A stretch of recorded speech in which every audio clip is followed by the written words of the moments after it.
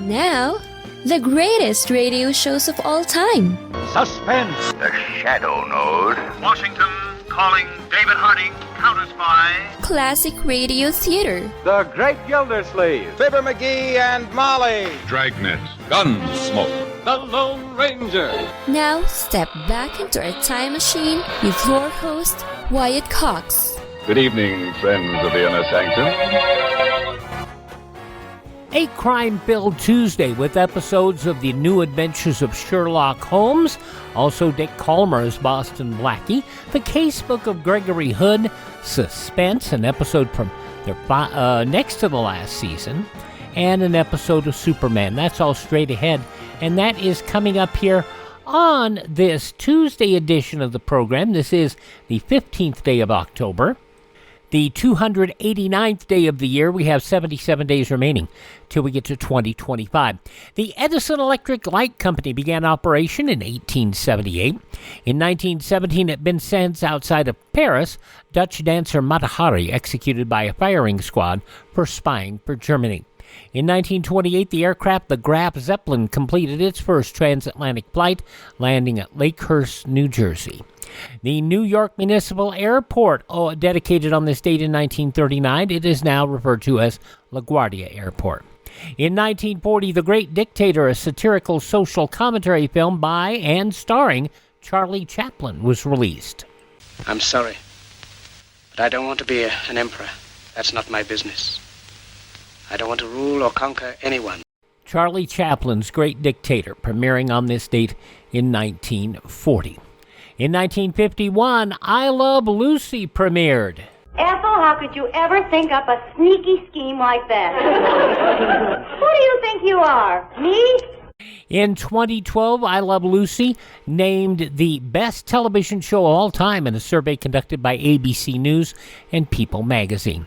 In 1956, the first modern computer language, Fortran, first shared with the coding community. In 1961, released on this date, Smokey Robinson and the Miracles Shop Around. Smokey Robinson tells the story of how this hit was recorded in an early morning session by Berry Gordy. The record had been off for about 2 weeks, and about 3 o'clock one morning, Barry calls me up and he says, "Hey, man, what's happening?" I said, "What's happening? What time is it? 3 o'clock in the morning. What's happening?" He said, "Yeah." He said, "I want you to get the group together and come to the studio right now." So I said, "Barry," I said, "wait a minute, man, it's 3 o'clock in the morning. What are you talking about?" He said, "Because for 2 days I have not been able to sleep, and I keep thinking about the Shop Around record, and I want to change it. I want to change the beat on that, and I want you to get the group together. And I've already called all the musicians and bring the group to the studio, and we're going to re-record it right now." So I said, okay. I got up, I got all the group together, we went over there, and everybody showed up with the exception of the piano player, and Barry played the piano on the record himself. And we re-recorded Shop Around and his idea of it, you know. And it was a big, big smash hit, of course. I've never regretted getting up, going over there to do that, you know. I'm so happy that he did that. And then she said, "Just because you become a young man now, it's still something that you don't understand now. Before you ask some girl for a hand now, keep your freedom for as long as you can now. My mama told me, you better shop around. Oh yeah, you better shop around. Smokey Robinson and the Miracles Shop Around, released on this date back in 1961. 1965, the National Coordinating Committee to End the War in Vietnam staged the first public burning of a draft card in the U.S. to result in arrest under a new law. 1966, the Black Panther Party, created by Huey P. Newton and Bobby Seale. In other Vietnam War news, hundreds of thousands of people took part in national moratorium anti-war demonstrations across the U.S. Among those to speak was Mrs. Martin Luther King, Jr. Tonight, we are saying that we, as the American people, have taken up the night watch, and we have moved to break the betrayal of our own silences. We have seen the plunder of thousands of villages. We know of the destruction of life and spirit and hope. And we recognize that the only solution that is fitting to the problem is to bring the boys home. Mrs. Martin Luther King Jr. on this date in 1969. 1990, Soviet leader Mikhail Gorbachev awarded the Nobel Peace Prize for his efforts to lessen Cold War tensions and open up his nation. In 2001, NASA's Galileo spacecraft passed within 112 miles of Jupiter's moon Io. Also in 2001, fears over apparent anthrax mailings grew when a letter containing anthrax turned up at Senate Majority Leader Tom Daschle's office. Daschle would not be deterred. We have to recognize that the risk is higher than it was a few weeks ago, but we have to live our lives. Anthrax mailed to 2 Capitol Hill offices and several media outlets, including CBS and NBC. A total of 5 people died. 17 became ill. 2005, a riot in Toledo, Ohio broke out during a National Socialist neo-Nazi protest. Over 100 were arrested. In 2006, a magnitude 6.7 earthquake rocked Hawaii, causing property damage, injuries, landslides, power outages, and the closure of Honolulu International Airport. It was in 2009 the nation gripped by a report of a 6-year-old Colorado boy trapped inside a runaway helium balloon. The family appeared to panic. Dad, Falcon's in there! Where? In my ship! Falcon Heaney found safe at home in what turned out to be a hoax. 2013, just after my return from my first visit to the Philippines, a 7.2 magnitude earthquake struck the nation, resulting in more than 215 deaths. And then a typhoon not long after that poured water into many of those fissures that opened up because of the earthquake and led to more seismic activity in that island's nation. It's hard to determine what to call it. You could call it an island nation if it was just an island, but there's so many islands there. Anyway, 2018, 13-year-old American girl Jamie Kloss kidnapped from her Barron, Wisconsin home after both her parents were murdered. She was held for 88 days until she escaped from 21-year-old Jacob Thomas Patterson, who admitted to police he murdered the parents and abducted Kloss. Patterson sentenced to 2 life terms without the possibility of parole, plus an additional consecutive 40 years in prison.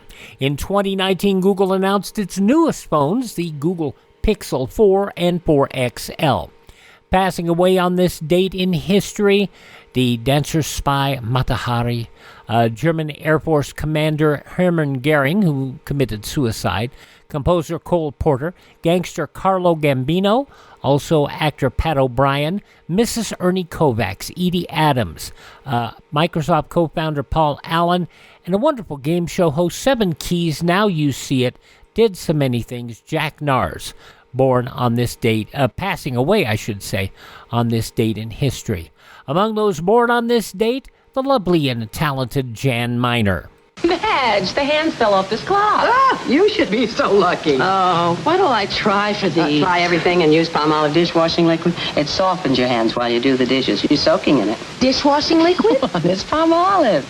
Yes, she did a lot of radio roles and some bit parts in movies and TV, but she's still best remembered as Madge in the Palmolive commercials.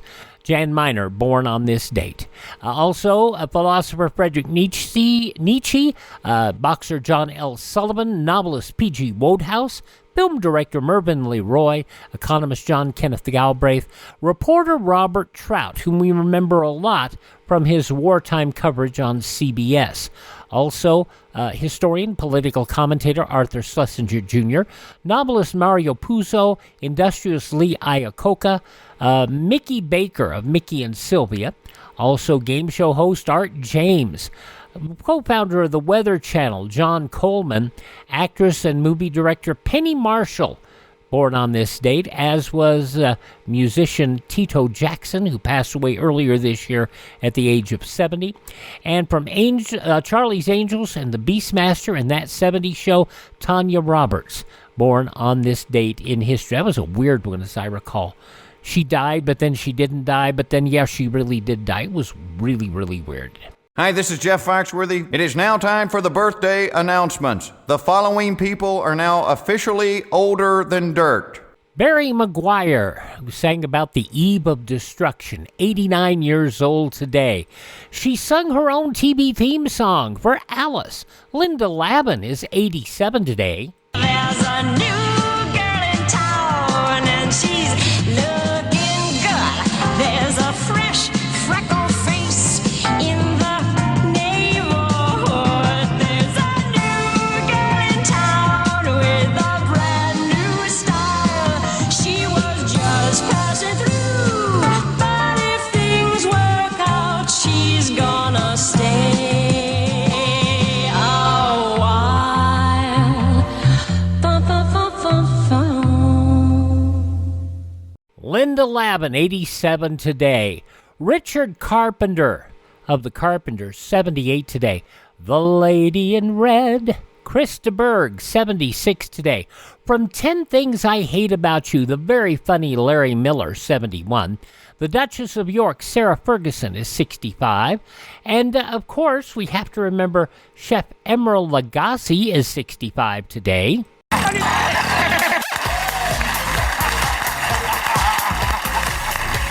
Bam, bam, bam, bam, bam, bam.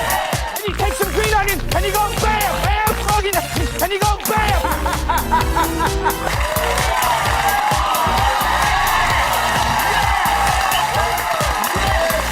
Just bam, bam, bam, bam, bam, bam, bam, bam, bam, bam, bam.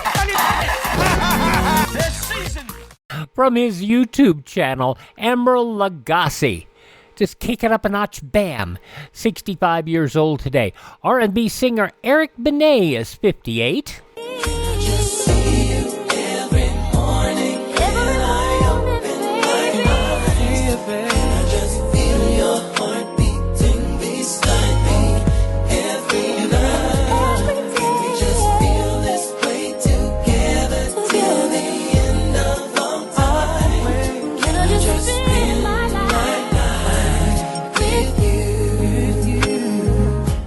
His hit with Tamia, Spend My Life With You, Eric Benet, is 58 today. Contemporary Christian singer-actress J.C. Velasquez is 45.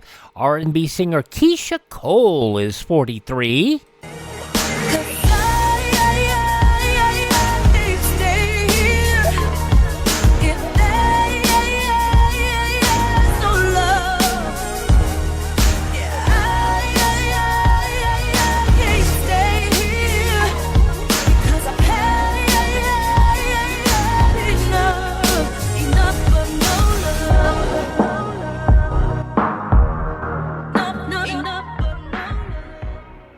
Enough of No Love. Keisha Cole, 43. And from Brothers and Don't Be Afraid of the Dark, Bailey Madison is 24. Those just a few of the people who celebrate the 15th day of October as their birthday. And if this is your birthday... Happy birthday to you. Happy birthday to you. Happy birthday, happy birthday. Happy birthday to you. Dang you, Mrs. Miller. Alrighty, on this Tuesday edition of Classic Radio Theater with Wyatt Cox, I told you the wrong set of shows, I think. No, I didn't. New Adventures of Sherlock Holmes is up next. 79 years ago, October 15th, 1945, The Manor House Case.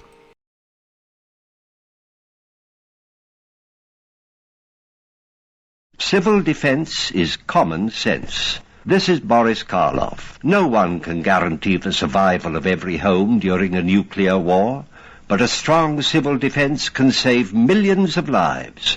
Make sure that yours is one of them. Learn how to protect your home. Call Civil Defense today.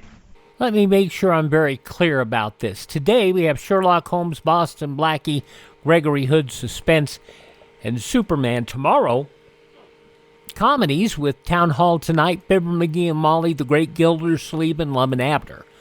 First up, though, will be Basil, Rathbone, Nigel Bruce, and the New Adventures of Sherlock Holmes 79 years ago, October 15, 1945, in the Manor House Case. This episode from the life of Sherlock Holmes will be transmitted to our men and women overseas by shortwave and through the worldwide facilities of the Armed Forces Radio Service.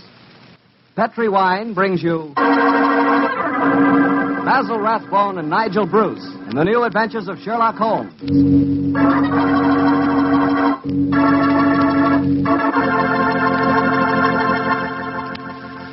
The Petri family, the family that took time to bring you good wine, invites you to listen to Dr. Watson tell us another exciting adventure he shared with his old friend, that master detective, Sherlock Holmes.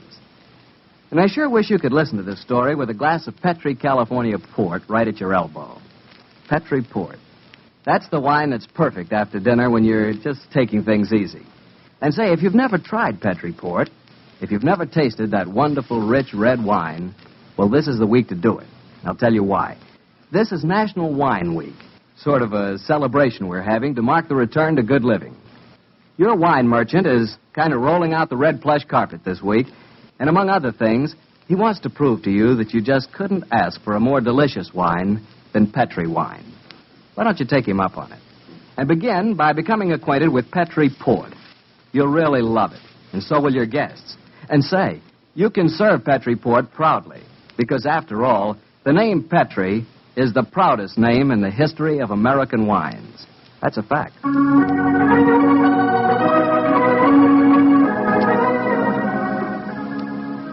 Well, here's the patio of Dr. Watson's Northern California bungalow, but where's the doctor?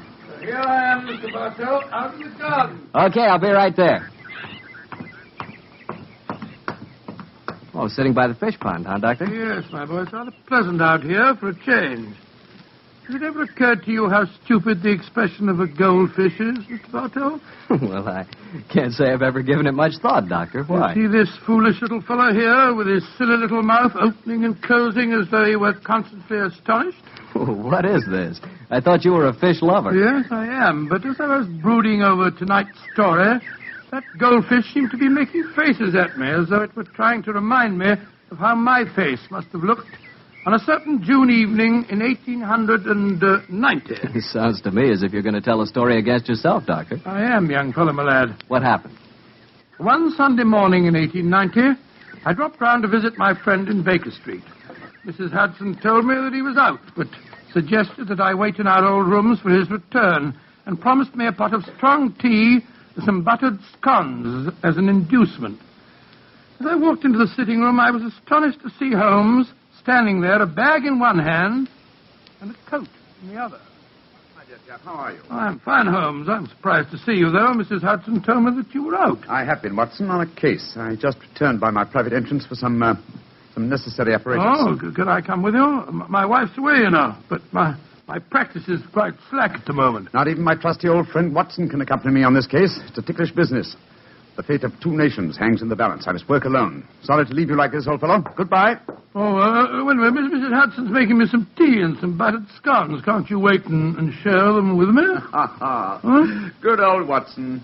You're the one fixed point in a changing age. Empires are tottering, and you talk of tea and buttered scones. Oh, I'm sorry, I must be off. Goodbye, old fellow. Oh, don't look so sad, old fellow. Hmm? The time is ripe. I'll tell you all about the case, and you can write it up in your memoirs. Goodbye, old boy. Buttered scones. I haven't got any appetite for them now.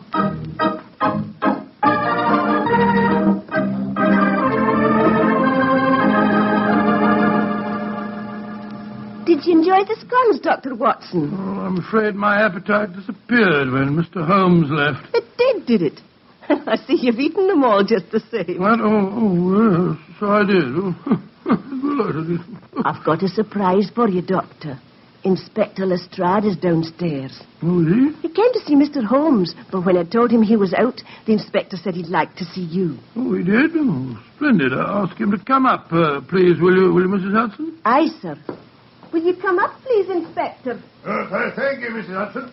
Can I butter you up a few more scones, Doctor? No, thank you. I really couldn't eat them. I'll just go and make some more the same. He'll eat them if I fix them, Doctor. No, really, thank you. There you are, Lestrade. Hello, Dr. Watson. Here's a pretty kettle of fish and no mistake. Huh? What's the trouble? Well, I want Mr. Holmes' help on a most important case. Where's he gone? Well, he's out on a very, secret matter. You know where he is, Doctor? Well, naturally I know where he is, Lestrade. My old friend never keeps me in the dark, but I'm not at liberty to tell you. Perhaps I could help you a bit. After all, I'm not exactly unfamiliar with my friend's methods. That's true, but just the same... Oh, well, Doctor, 2 heads are always better than one, even if one is a sheep's head, as my old mother used to say. Are you suggesting that I'm a sheep's head? No, I'm not suggesting anything, Doctor. I'm just telling you what my old mother used to say. I'm really not very interested in what your old mother used to say. Right. And now, Lestrade, your problem, please. Well, it's simple enough, Doctor. A German diplomat, Graf Otto von Heldenstein is his name, is in England on a very secret mission. Graf Otto von Heldenstein? Yes, I've heard of him. Pray continue. Well, this von Heldenstein staying at the Manor House at Hampton Wick, not far out of London. Now, this morning, somebody slipped past his guards and threw a bomb into his study.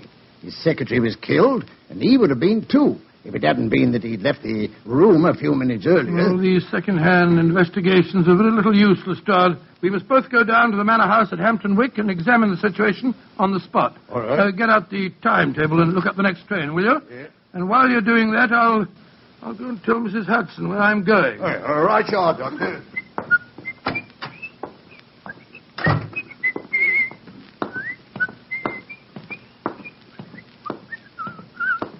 Scones, Doctor. I was just bringing them up to you. Scones?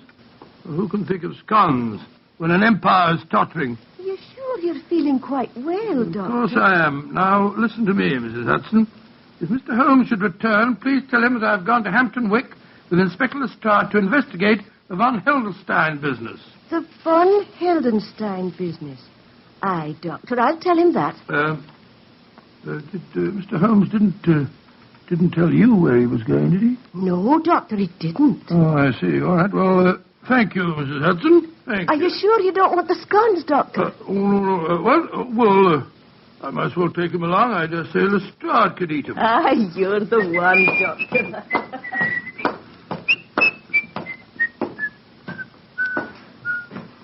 Yes, I suppose this is rather exciting. Just the same, I wish I knew what Holmes was doing at this moment.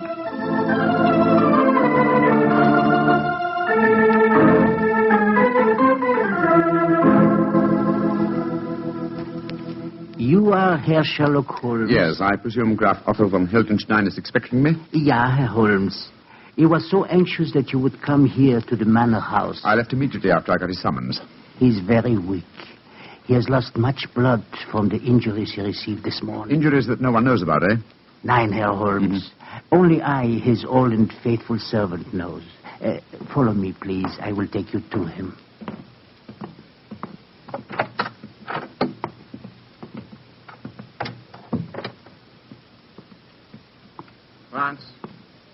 Franz, is that you, Franz? Ja, Herr Graf. And with me is Herr Sherlock Holmes. Oh. Thank heaven you are here, Holmes. I hope I can be of service to you, sir. You can. You can be of great service. Sit close to my bed, Holmes. I have not much strength to speak. I'm listening, Herr Graf. You must impersonate me. Yes, so I gathered when I received your message. I am in England on a most delicate and important mission for the German government. Within a few weeks, your government and mine will conclude a treaty outlining the German and British spheres of interest in Africa. I see. Obviously, that bomb was thrown this morning by someone who does not wish the treaty to be concluded. Yeah, exactly, Herr Holmes. That is why you must impersonate me. In 24 hours' time, I shall be well enough to resume my work. In the meanwhile, you can keep the secret of my injuries and also have the opportunity of finding the assassin. I'm quite prepared to undertake the impersonation, sir, but how can I possibly hope to deceive the members of your personal staff? With the exception of Franz here and poor Fräulein Ullmeyer, who was killed in the explosion that injured me, my staff is new. They have joined me here from the German consulate in London. They will believe that you are me. Very well, sir. I'll try it. I have heard of your skill in the art of disguises, and also it seems to me we are not so unlike each other. I was about to comment on that fact myself, sir. Yes, I think that a moustache and side whiskers will work wonders. If I can make the accent reasonably convincing. I will coach you, my friend. Splendid. Help me off with my coat, will you, Franz? Get me towels and a mirror. Jawohl, Herr Holmes. And while I'm applying my makeup, Herr Graf, perhaps you will be so good as to give me the complete circumstances regarding this morning's attempt on your life. If I'm to impersonate you successfully, I must have all the facts at my fingertips.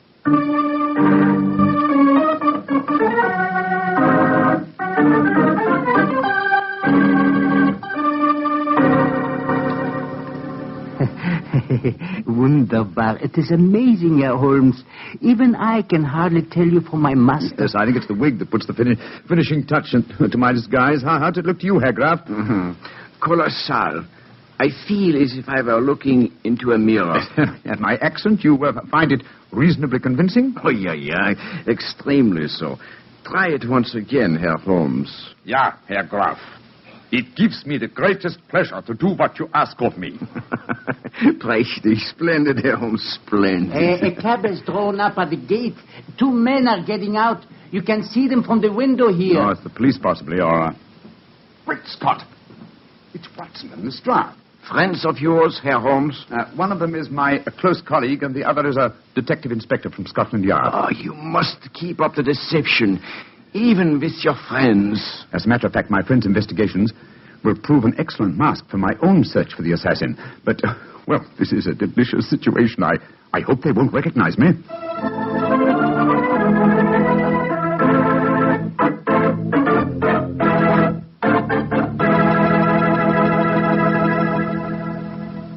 I am Graf Otto von Heldenstein, gentlemen. You wish to see me? How do you do, sir? My name is Watson, Dr. Watson, and this is Inspector Lestrade of Scotland Yard. How do you do, sir? Inspector, Dr. Watson, may I ask if I have the great distinction of addressing the Dr. Watson, friend of Sherlock Holmes? Oh, I'm very flattered that you know me, Herr Graf.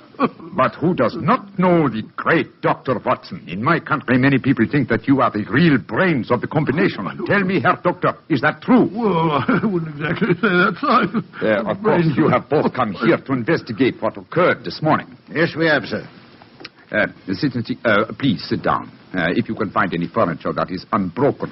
Oh, thank you, sir. I must say the place is in a bit of a mess. And now, Herr Graf, please tell us exactly what happened. Yeah. I will tell you everything, Herr Doctor. This morning I was working in here with my secretary, poor Fräulein Ulmer. I had occasion to go upstairs to my room to get some necessary papers. As I came down the staircase to return here, I heard a scream from Fräulein Ulmer. A moment later, there was a most frightful explosion. The concussion stunned me. When I came to, my poor secretary was dead. What people were inside the house at the time of the explosion? The servants were all at the church. The only people here was my secretary who was killed. My servant, Franz. I can vouch for him because he was upstairs when I went for my documents. There were 3 other people in the house, however. Madame Lisa Barona, my hostess, and the owner of this house, a young Englishman from the Home Office. His name is Hilary Adams, and the 3rd person in the house was a member of the German embassy, Colonel Schweiger. Oh, then it's just a matter of cross-questioning the 3 of them as to their alibis at the time of the explosion. I'll take them one at a time, Lestrade. Ring for that servant fellow. What was his name? Franz. Franz, that's the name. This is a rare privilege to watch a master detective at work. Yes, Herr Graf. I shouldn't be surprised if my methods teach you quite a bit about the art of detection.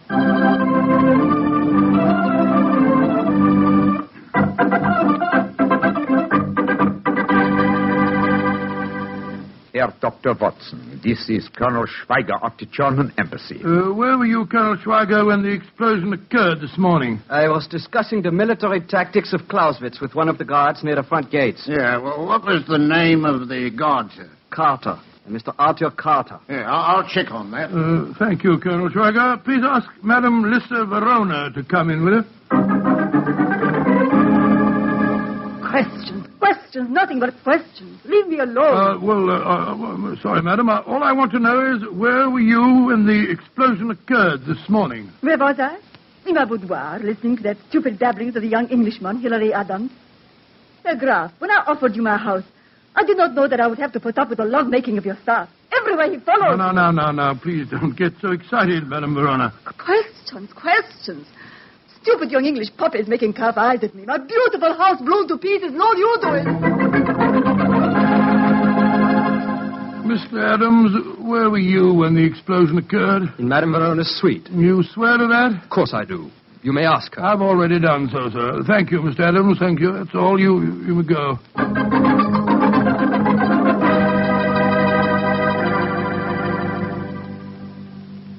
Well, Lestrade, did you check on Colonel Schweiger's alibi? Yes, Doctor. He was telling the truth. He was talking to the Colonel when the explosion happened. Dear me, Herr Doctor, your examination has not been very successful, has it, sir? Everyone has an alibi. Yes, but the alibis of Madame Verona and the young Englishman, Hilary Adams, depend on each other's words. They might be lying. When you've been dealing with criminals as long as I have, Herr Graf, you learn to look far deeper than the obvious. Yes, Lestrade and I shall return to London now and make some inquiries. You will hear from me, sir, before the day is over.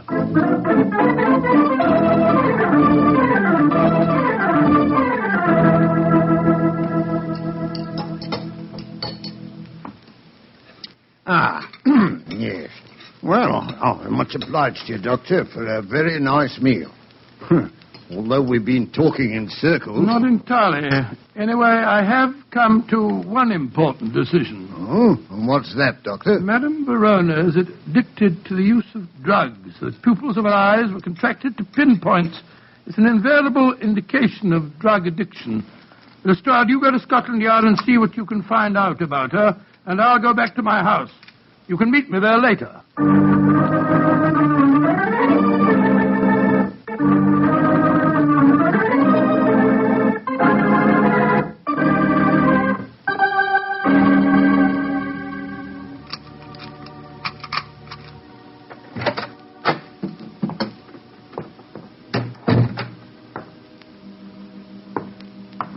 I wish Mary wasn't away. It's the cook's night out, confounded. I can't see a thing. I'll strike a match. That's better. Hello? Who's that in the drawing room? Who is it? Watson! I thought you'd never come. Holmes, where on earth do you spring from? Never mind that, old chap. I've come to warn you. Keep out of the von Heldenstein business if you value your life. Well, how did you know that I was working on the case? I'm not to tell you now, but I implore you. Keep out of it. There are dangerous forces at work. Forces that would snuff out your life without a thought. Please believe me, old chap. And do as I... Quick, Watson! Out of the dining room! Down, Watson! Down,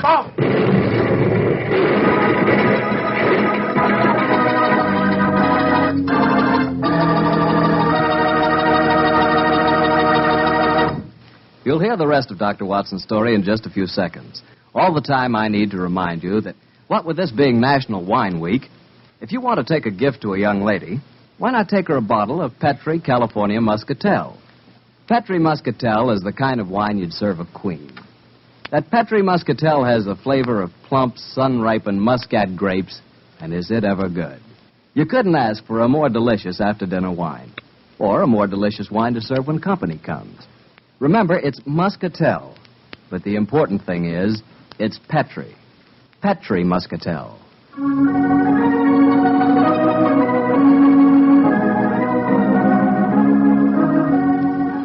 And now back to Dr. Watson and tonight's adventure, the Manor House Case.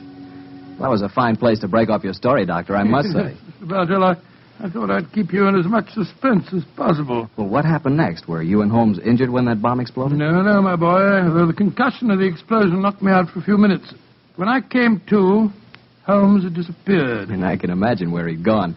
Go on, Doctor. Soon after that, Lestrade arrived on the scene, and after a quick and fruitless examination of the premises, we decided to return once more to the Manor House. And so, an hour later, I was telling my story to the man I still thought to be the Graf Otto von Heldenstein. This is dreadful, Herr Doctor. The bomb might easily have killed you. Oh, I was ready for it, sir. Quick thinking and presence of mind are my stock in trade, you know. When I heard the crash, I flung myself under the dining room table. I'm most distressed that you yourself should be exposed to such danger. Not at all, Herr Graf. As a matter of fact, I exposed myself deliberately to the attack. It's an old army trick, you know, what we call drawing the enemy's fire. Calm now, Doctor.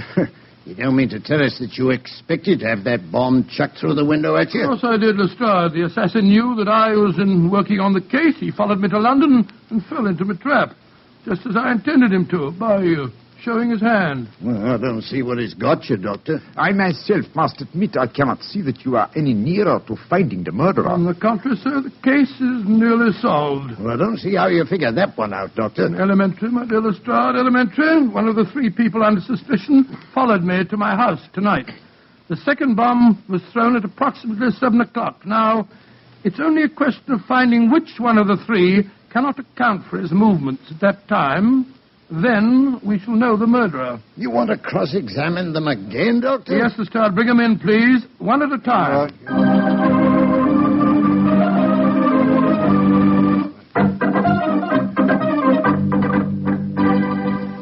Colonel Schweiger, where were you at 7 o'clock tonight? Discussing the military tactics of Clausewitz with Mr. Carter of the Home Office Guards. Great Scott, that's what you were doing at 11 o'clock this morning, too.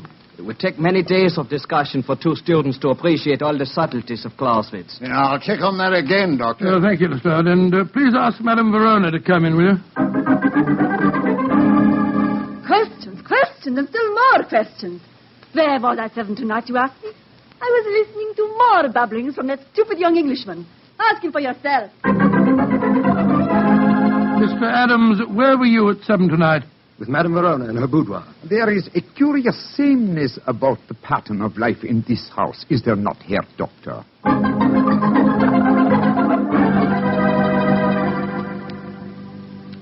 Well, I checked on Colonel Schweiger's statement. It was true. He was talking to Carter at 7 o'clock, all right. Well, could the other 2 account for themselves, Doctor? Oh, once again, they alibied for each other, but this time I begin to doubt them. Oh, why do you say that, Herr Doctor? Oh, I would accept Madame Verona's alibi for young Adams. Obviously, she loathes the boy and wouldn't perjure herself for him. On the other hand, he worships her, and I'm certain that he wouldn't have any scruples about lying to provide an alibi for her. Well, you've got a point there, Doctor. Yes, I regard her with great suspicion. Yeah, come in. Yes, Mr. Adams? Dr. Watson, I've been worrying about Madame Verona. I was afraid you wouldn't believe my alibi for her. Indeed? I have another, an unbiased witness who can testify that Madame Verona was in this house at 7 tonight. Come in, Franz. Jawohl, gnädiger Herr. Franz, did you see Madame Verona at 7 tonight? Ja. I take up 2 glasses of sherry to her. It was a few minutes before 7. Thank you, Franz. Thank you, Mr. Adams. I appreciate your concern. You may go. Seems to me we're still traveling in circles, Doctor. On the contrary, my dear Lestrade, the case is solved. Indeed. You astonish me, Herr Doctor. Who is the guilty party? You will know in a minute, sir. Lestrade, bring the 3 suspects in here, please. Oh, sir. When they are assembled, I will give you the solution to the mystery.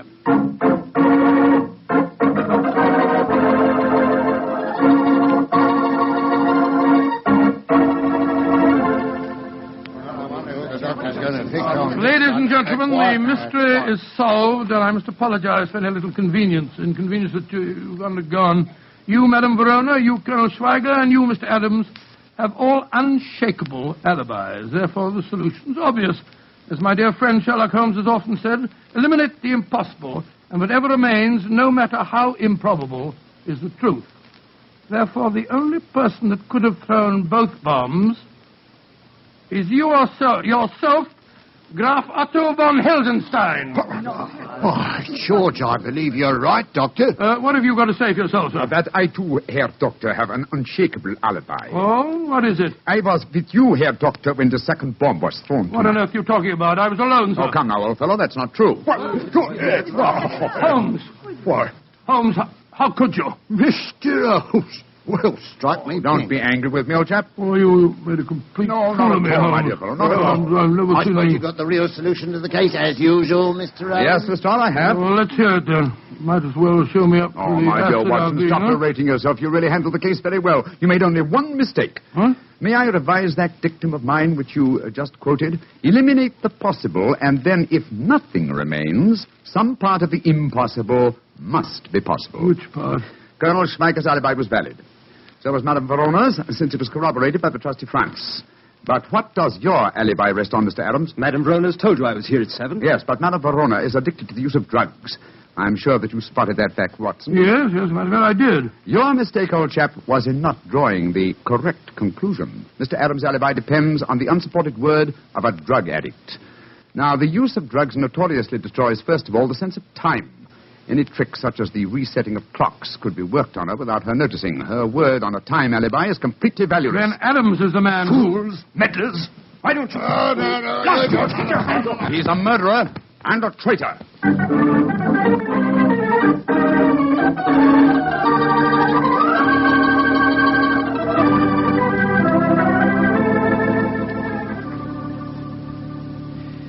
Well, now that we're back in Baker Street, Watson, I may as well tell you that I had my suspicions of Adams from the first. You did? Why? Well, my brother Mycroft had told me that he was suspected of being a traitor at heart.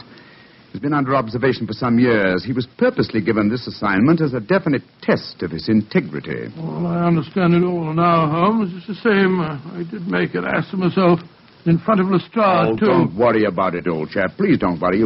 You always can correct that impression, you know. Yours will be the last word. Huh? How do you mean? Well, when you come to write this story in your memoirs, my dear fellow, you can always do a little, what shall we say, re-editing of your own part. Posterity never need know.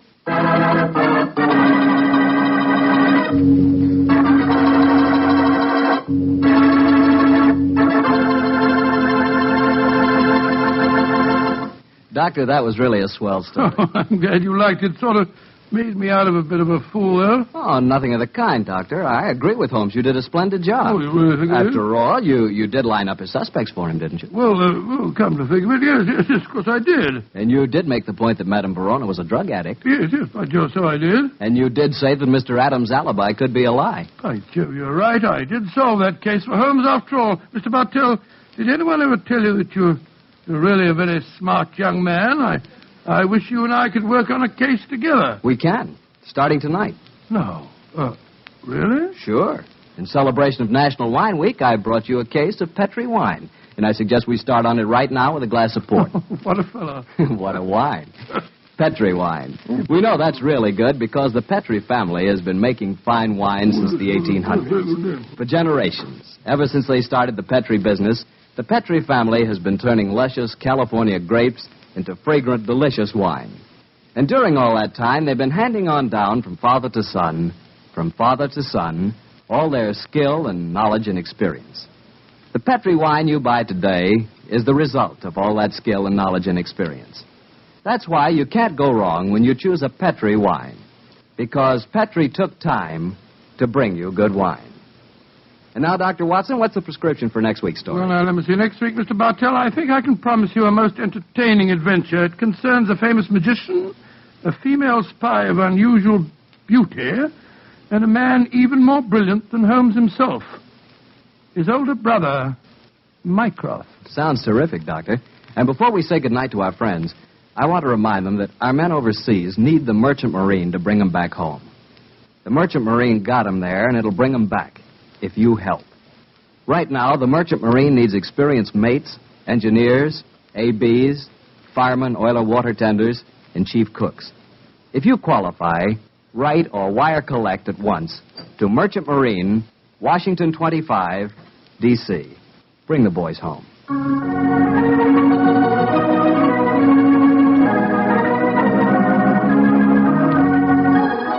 Tonight's Sherlock Holmes adventure is written by Dennis Green and Anthony Boucher and was suggested by an incident in the Sir Arthur Conan Doyle story, The Greek Interpreter. Mr. Rathbone appears through the courtesy of Metro-Goldwyn-Mayer and Mr. Bruce through the courtesy of Universal Pictures, where they are now starring in the Sherlock Holmes series.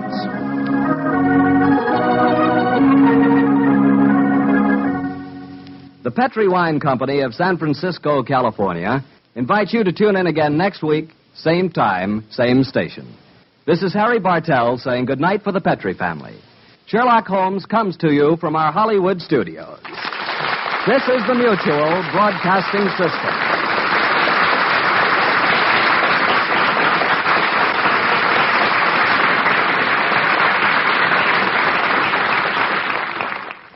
From 79 years ago, October 15th, 1945, The New Adventures of Sherlock Holmes, here on Classic Radio Theater with Wyatt Cox. Dick Kollmar is next as Boston Blackie.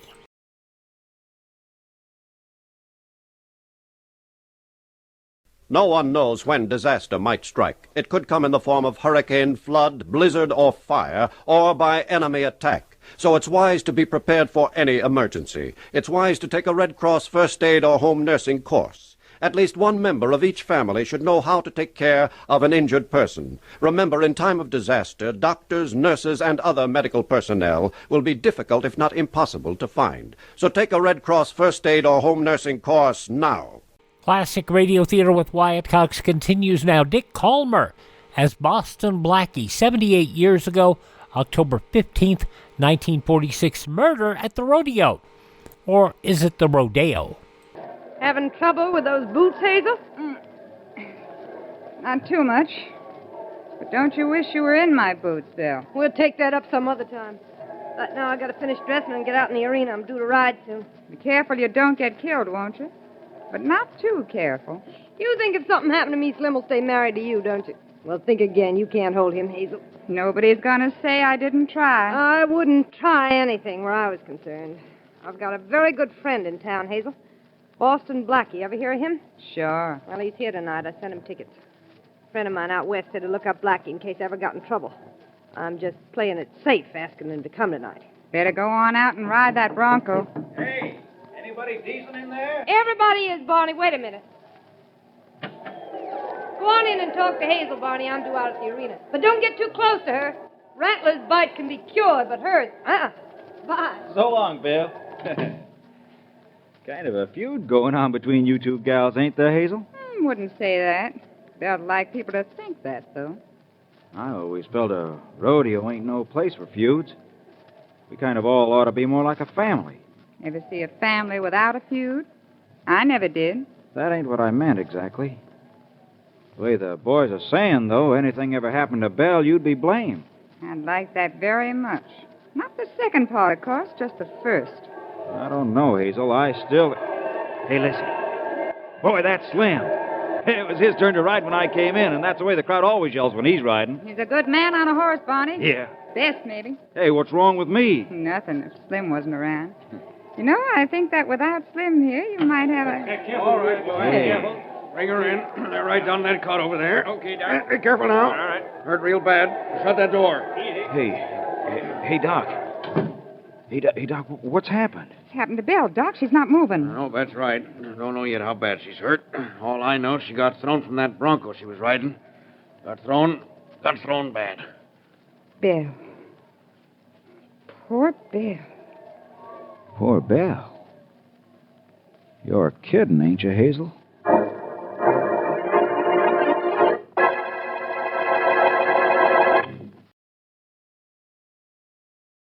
And now meet Dick Kollmar as Boston Blackie. Enemy to those who make him an enemy. Friend to those who have no friend.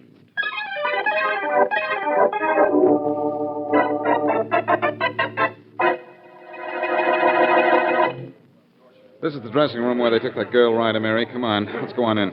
All right, anything you say, Blackie. Tell me one more thing, Doc. Is she hurt bad? Well, it's too early to tell, Barney. We'll have to wait till we get to the hospital. Yeah. Hey, Bud, nobody's allowed in here. I know that, cowboy, except by invitation. I'm Boston Blackie. I understand Belle Adams wanted to see me. Oh, yeah.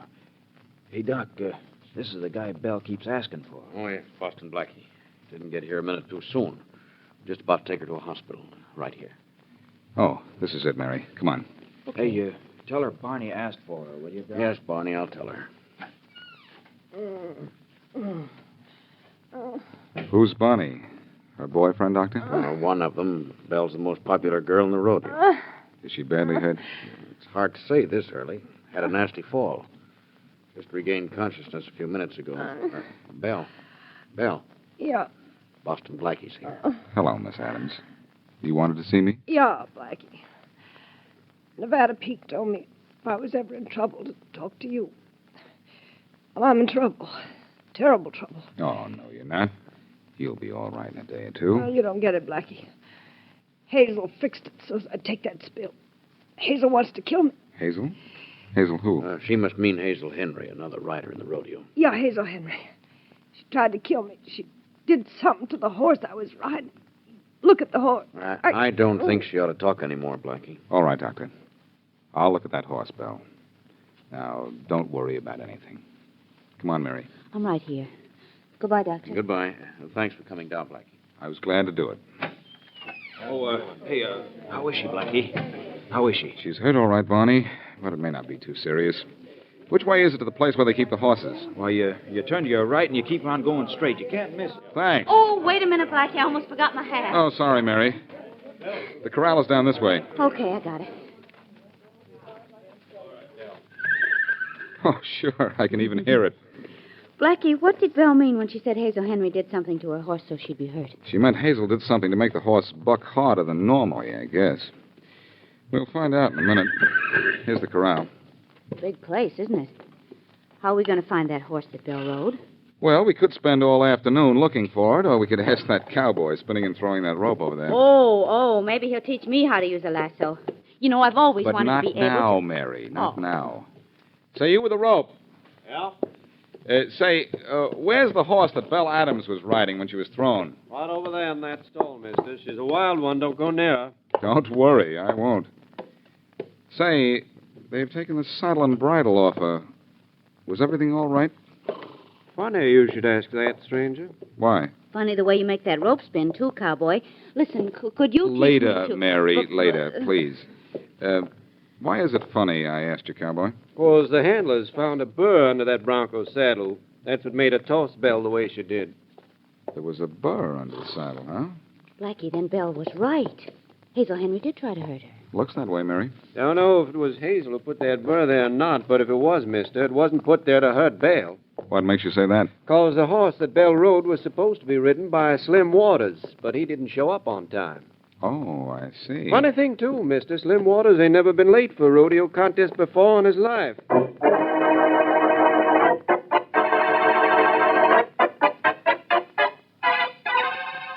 All right, Slim. So somebody tried to fix you by putting that burr under the saddle of your horse. But you didn't ride it. So what am I supposed to do about it? Do what I sent you for, Inspector Faraday. Arrest Hazel Henry. She's the one who done it. How do you know? Because I'm married to her. But I want to leave her and marry Belle Adams. And Hazel swore she'd kill either me or Belle before she'd give me a divorce. Okay, but that's all just talk, Slim. Give me some proof. I gotta have proof before I can do anything about it. In the first place... If that's Hazel, I want her arrested, Constable. Constable? Come in. Slim Waters? Yeah? Blackie, what are you doing here? Well, hello, Faraday. What are you doing here? Has somebody been murdered? No, but with you around, somebody probably will be. Slim, this is Boston Blackie. Hiya, Slim. Hi. What's Faraday got you on the carpet for? He ain't got me on the carpet. I sent for him. I want my wife Hazel arrested for trying to kill me. And getting Belle Adams by mistake. I ain't sure. Maybe she was trying to kill Belle and not me. I was late for the contest because my watch was slow, and it ain't never been slow before. What's that got to do with Hazel trying to kill Belle Adams? Well, I let Hazel use my watch this morning. She might have set it back just so I would be late. Or you might have set it back yourself, Slim. Huh? What do you mean by that? Nothing, except you could put a burr under the saddle of your horse if you knew you weren't going to ride. I don't like that. I'm getting out of here. What am I doing here anyhow? Nobody's done anything. Nobody's dead. Nobody's even hurt bad, as far as we know. I'm going home. Wait a minute, Inspector. Ain't you going to arrest Hazel? What for? So you can get rid of her that way? And I swear she's trying to kill me. Or kill Belle. Okay. I'll go have a talk with her. Thank you. And tell her to stay away from me. I'll tell her something. So long, Faraday. Goodbye. Come on, Slim. Now, suppose you tell me the truth. Maybe you'd better go where that cop just went. Out the door. Look, you'd like me to prove Hazel tried to kill you or Belle Adams, wouldn't you? When I want help like that, I'll get it from the police. Now, beat it. All right. But I still think you could have put that burr under the saddle of that bronco and were purposely late so Miss Adams would ride it. Oh, you do, huh? Yes. Would be an easy way to get rid of your girl and your wife. I think I'll give that some thought, Slim. So long. Maybe you'd better give a couple of other things some thought, too, fella. Maybe you'd better think about keeping your nose out of my affairs. Oh, I don't know why you'd say a thing like that. Wow. This knife sticking in the wall could be sticking into me if I were a foot taller. Yeah, sure could. Do you grin every time you miss somebody with a knife, Slim? Maybe. Well, this just about clinches what I think about you, Slim. Then you better do some more thinking, you. Hey, who are you? Hazel, where'd you come from? Down the hall, Slim. What's this guy trying to do to you? Nothing that's any of your business. No? But don't seem to be his business either. And don't go accusing Slim of throwing that knife at you, mister, because I threw it. You're Hazel Henry, huh? You threw it. Yeah. Why? Just a little warning to you, mister, that I don't like nobody accusing Slim of trying to kill nobody.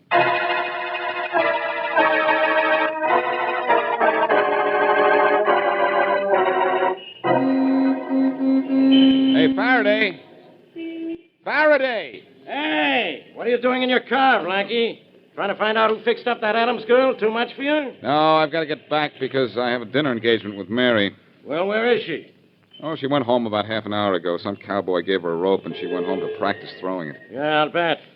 Well, that's probably what she's doing instead of getting dressed for dinner right now, which is what she went home to do. Hop in. I'll drive you downtown. I'm not going downtown. I'm going home. Okay, hop in. I'll take you home. We can stop by Mary's first. All right. I want to talk to you anyway. What about? This business at the rodeo. You keep your nose out of it, Blackie. Nobody's done anything serious yet. But with you messing around, there's no telling what'll happen. No one's done anything serious yet, huh? Well, Belle Adams is lucky she didn't have her neck broken, and I'm just 1 foot short of being dead with a knife in the back of my head. What? Yes, and guess who threw it at me? A pleasant little girl named Hazel Henry. So that's why I couldn't find her. She was throwing knives at you. Yes, Faraday, and if you're smart, you'll find some way to lock her up. She's dangerous. I wouldn't be surprised if you had a homicide on your hands before long. So you think maybe Hazel Henry is the one we want, huh? Yes, and I think you've got an assault charge against her, and you'd better use it before you have to grab her on a murder rap. You know, I think you're out of your mind, Blackie. Well, if Hazel Henry makes trouble, you're out of luck. Turn on the radio, will you? I want to hear the news. Sure. It's a better way to kill time than listening to you. When am I going to hear over the radio that you've left town, Blackie? When radio is such an obsolete instrument, people won't even remember what it was. About the year 10,000, maybe. Here's a last-minute report just handed to me. There's more than the excitement of thrills and spills at the rodeo over at the Coliseum. Murder has struck the Gailey event. Murder, Champion rodeo rider Hazel Henry was found shot to death in the corral under the stand. The body was found within the last 10 minutes. Turn that off, Barry. You bet I will. And you turn this car around. I was going to have trouble because of Hazel Henry, was I? Ah. You sure were, and you sure are. And Faraday, now you don't have to worry about killing time. Just concentrate on who killed Hazel.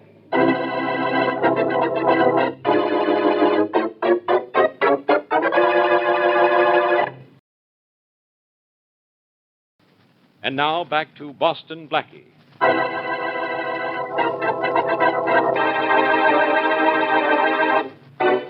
A girl rodeo rider, Belle Adams, is badly injured when thrown from a bucking bronco. A burr is found under the bronco's saddle, and Belle accuses Hazel Henry of putting it there. To complicate matters, Belle is thrown while riding Slim Waters' horse, and it seems that Hazel was trying to injure Slim, who, while he's her husband, wants his freedom in order to marry Belle.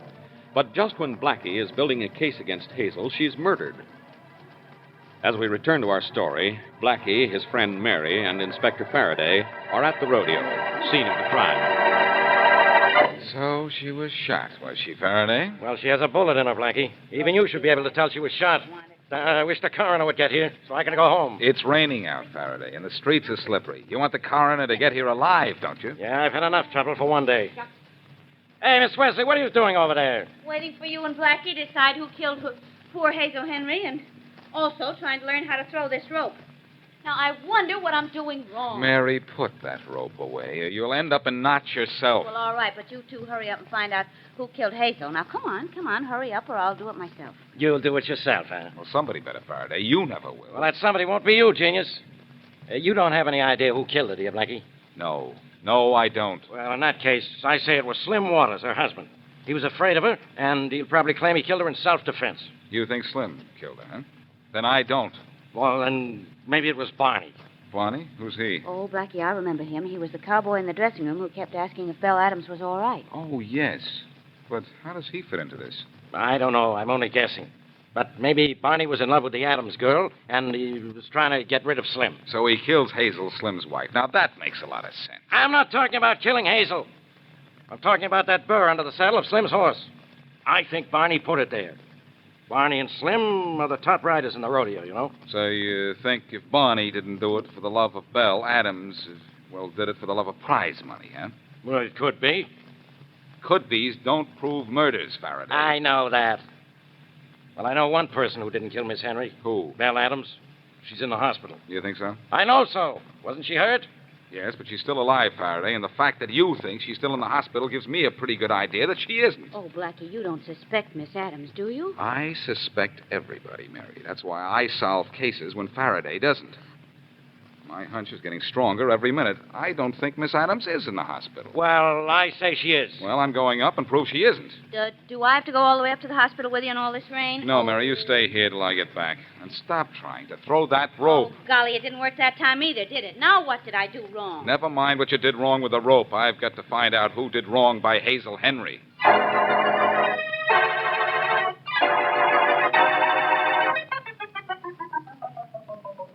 Look, nurse, there's something funny going on here, and I intend to find out what it is. I'm very sorry, Blackie. Miss Adams is very ill. No visitors are allowed in her room. And I think I know why, too. She's not in her room. I'm very sorry, but you can't Look, go in I don't know there. what you're trying to pull, but you've convinced me.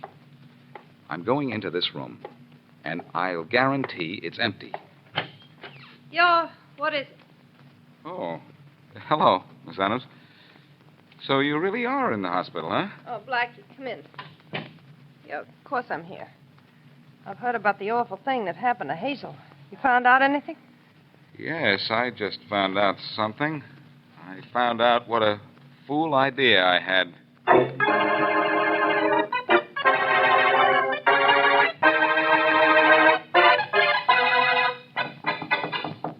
Come in. Hello, Belle. Oh, Slim, Doan, come in. Oh, what a surprise. I thought it was Blackie coming back again.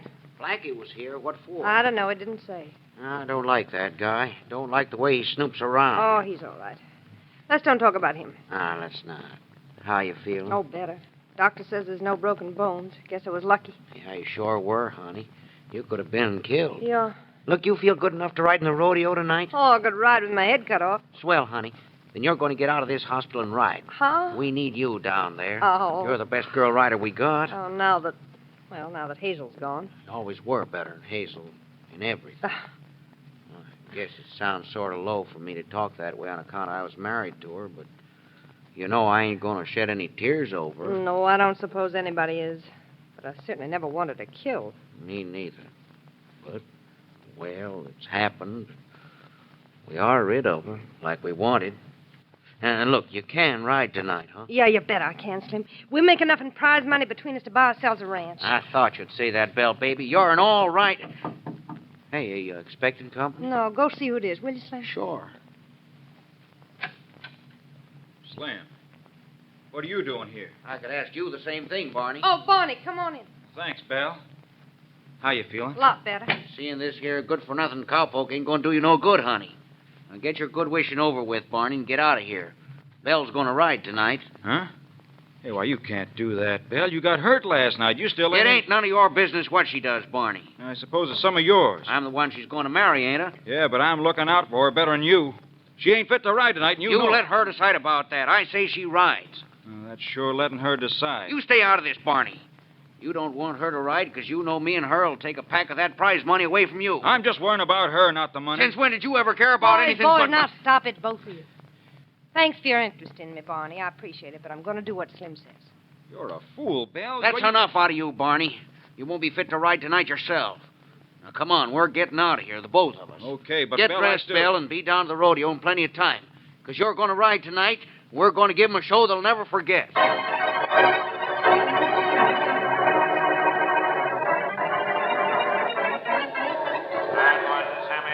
contestant in the trick riding division. Next event, the finals featuring the riding pool, Slim and Barney. And once again, the pride of Arizona, Belle Adams, who despite her injuries of last night comes back to perform for us again tonight. The event will take place in exactly 3 minutes. Well, looks like we're on in a couple of minutes, Slim. Yeah, Belle, we're going to take the first 2 prizes, too. Oh, yeah? You'll have to beat me, both of you. We'll beat you, Barney, both of us. Yeah, you won't even finish the money if I... Hey, look who's coming. It's Boston Blackie, that policeman Faraday, and that Miss Wesley dame. I wonder if anything's wrong. We're usually called out to the arena before the start of the contest. We haven't been called out yet. Hello, Blackie. Hello, Miss Adams. You know Inspector Faraday and Miss Wesley, don't you? Yeah, more or less. Belle, think you know me well enough to teach me how to spin this rope? After the show tonight, Miss Wesley. Oh, good, thanks. I can't seem to find out what I'm doing wrong. Never mind about that rope, Miss Wesley. Come on, Blackie, tell these 2 guys what you have to tell them and get it over with. We can't hold up the whole show. All right, Faraday. Listen, Slim, and you too, Bonnie. I know a little bit about who killed Hazel. How much? This much. That she was killed by either you or Slim. I didn't kill her. And I didn't kill her. I don't expect either of you to confess.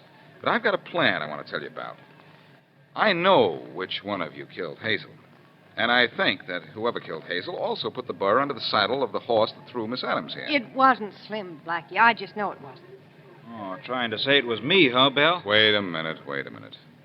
Nobody has to say anything because I've already done something that's going to make the killer confess. What, Blackie? You 2 are riding out together in the trick riding contest in a moment. So I've arranged to put a burr under the saddle of the horse to be ridden by the one who killed Hazel. You did what? Nice little touch, don't you think? I can't kill the guilty man for killing Hazel, but I can give him a dose of the same punishment he gave Belle. Pleasant thought, huh? I'm not going to ride any horse with a burr under the saddle. And I'm not either. That's a good way to get busted in, too. Yes, I know. But if you didn't kill Hazel, you don't have to worry about a burr under the saddle. Come on, your horses are waiting to be ridden out into the arena. Over this way. How about that? You don't have to worry about anything, Slim. I don't, huh, Belle? Well, this guy Blackie can make a mistake, can't he? But I didn't make a mistake this time, Slim. I know who killed Hazel. And the burr is only under his saddle. Well, here are your horses. Look, Blackie. Oh, shucks, darn me. I almost got the rope around that pole. I almost did it. But I don't know why I can't do it. What did I do wrong? Listen, we'll worry about the rope later. Hey, where's Faraday? Well, I'm over here. Where did you think? I want to be out of the way of those horses. Good idea. I guess we'd all better get back. All right, Slim, you too, Bonnie. Get on those horses. Okay, I'm getting up in the saddle. Go ahead, honey. You even bothering to get on, Barney? Of course I am. Right now. Well, so am I. Well, nothing's happened to me. Me either. Okay, let him go, boys. Here we go. Good luck, guys. Hey, Blackie, what's going on here? Nothing happened to either one of those riders. Yes, I just noticed that. What do you mean? You just noticed it? I bet you didn't put a burr under either of those saddles. No, I didn't, Faraday. I thought just telling those 2 I had done it would do the trick, and it did. What do you mean, it did? What's it done? It's told me who killed Hazel Henry. What? Why? Well, both Slim and Barney were convinced there was a burr under the saddle of the man who killed Hazel. Isn't that right? Well, they seem to be. They were all right, Faraday. I could tell by the way they climbed into their saddles. But they did get into them. And why would they dare? Well, because they knew whoever got down would be accused of killing Miss Henry. Yeah. That's right. But they also knew that the burr was under the saddle of only the one I thought killed Hazel. So each one felt safe in getting into the saddle. Hey, that's right. Because Slim knew he didn't do it, and Barney knew he didn't do it. So what we've proved is... Hey, what have we proved? That our pleasant little killer is sweet and pretty Belle Adams right here. What? I killed Hazel? Yes, you must Belle. You killed Hazel. You left the hospital to do it, and you bribed your nurse not to say you left the hospital, but it didn't work. If she told you that, she's lying. She didn't have to tell me. I knew you'd gone out when I went up to the hospital to see you. It was raining out, remember? So the soles of your shoes were wet. So this girl killed Hazel and tried to kill Slim by putting that burr under his saddle yesterday at the rodeo. Oh, no, I didn't. Hazel did that out of spite. Because he wanted to leave her and marry me. I made her admit that before I killed her. So you won't get me for that. And you won't get me for killing Hazel either. Now, don't move, either one of you. Blackie, she's got a gun. I know a gun when I see it, Faraday. Then you know what I'll do with it if you make a move to come after me, Blackie. Mary, drop that rope. Get out of her way. She means business. Well, Blackie, I can spin the rope and I can throw it like this. Grab her, Faraday. That rope I'll get the rope me. around her arms. Drop that Let gun, go of sister. me. Let go. Drop it. All right. That's better. Out of here. And the rope is off now, Belle. Is that better, too? Why, you know. Get her out of here, Faraday. You bet I will. Don't Come on, sister. take your Move, hands move. off of me. Come on. Faster. Mary Gal, I'm right proud of you. I am right proud of you. Why, I was waiting for you to say that. You know, I caught her with that rope, didn't I? And it whirled, Blackie. And I roped her with a lasso just the way a cowboy ropes a steer. And you know, all the time I was practicing, I wondered what I did wrong. Well? Well, this time, I wonder what I did right.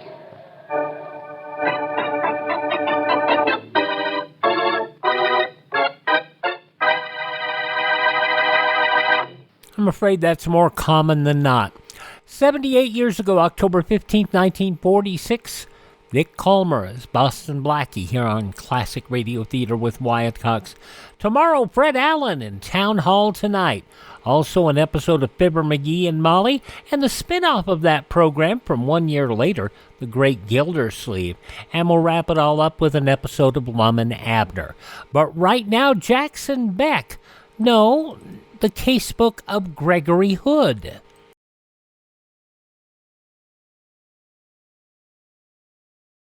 When buying your emergency food and water supply, choose foods that provide a well-balanced diet.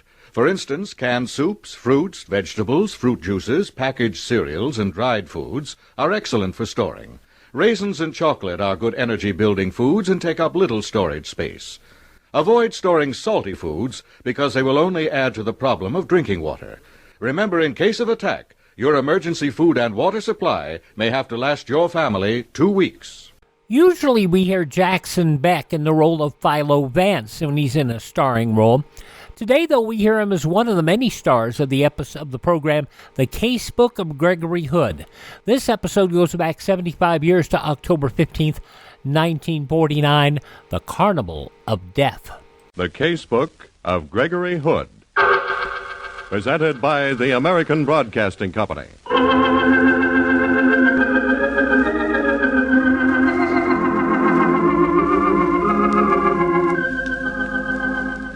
His office is high in the tower of a skyscraper overlooking San Francisco Bay.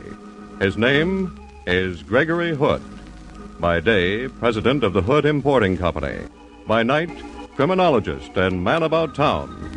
Tonight's story from out of his casebook, The Carnival of Death. Good evening, ladies and gentlemen. This is Gregory Hood.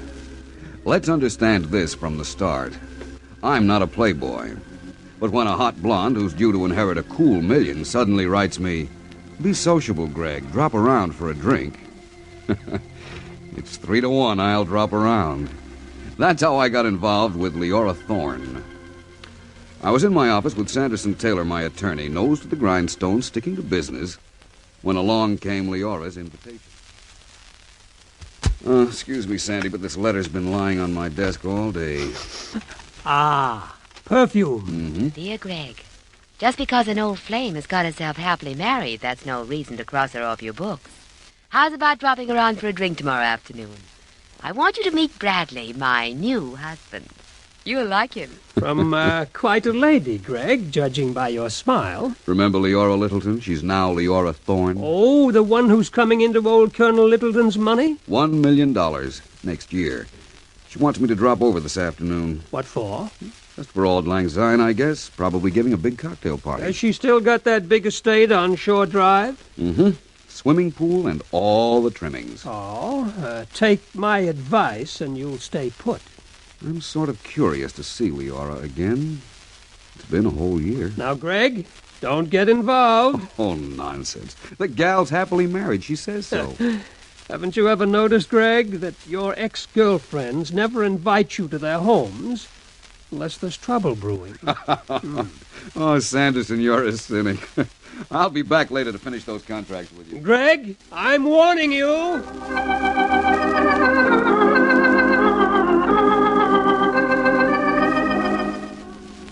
My attorney, Sanderson Taylor, is heap smart Injun. I should have avoided that perfumed billy do like rat poison. Because when I got to Leora's, there wasn't any party. There wasn't so much as a friendly Greg. How have you been? Instead... Greg, you're just in time. Hey, what gives? This is Brad, my husband. I'm glad to know you, Mr. Hood. I've been meaning to drop around ever since I read about you two getting married. Never mind the chit-chat. Go into that small room over there. And listen. Listen to everything that's said. Wait a minute.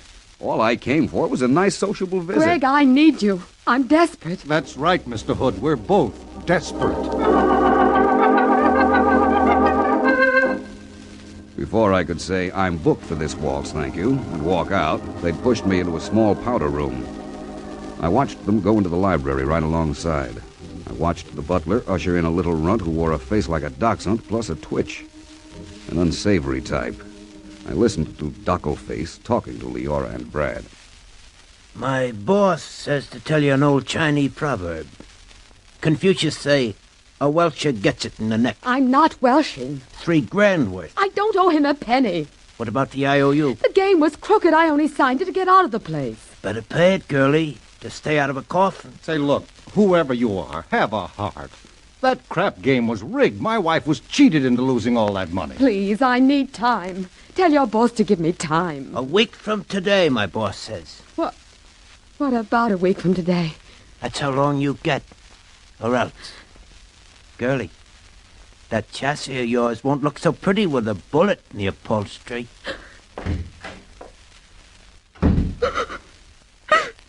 Brad, what am I going to do? Oh, precious lamb, you've simply got to pay off. I can't.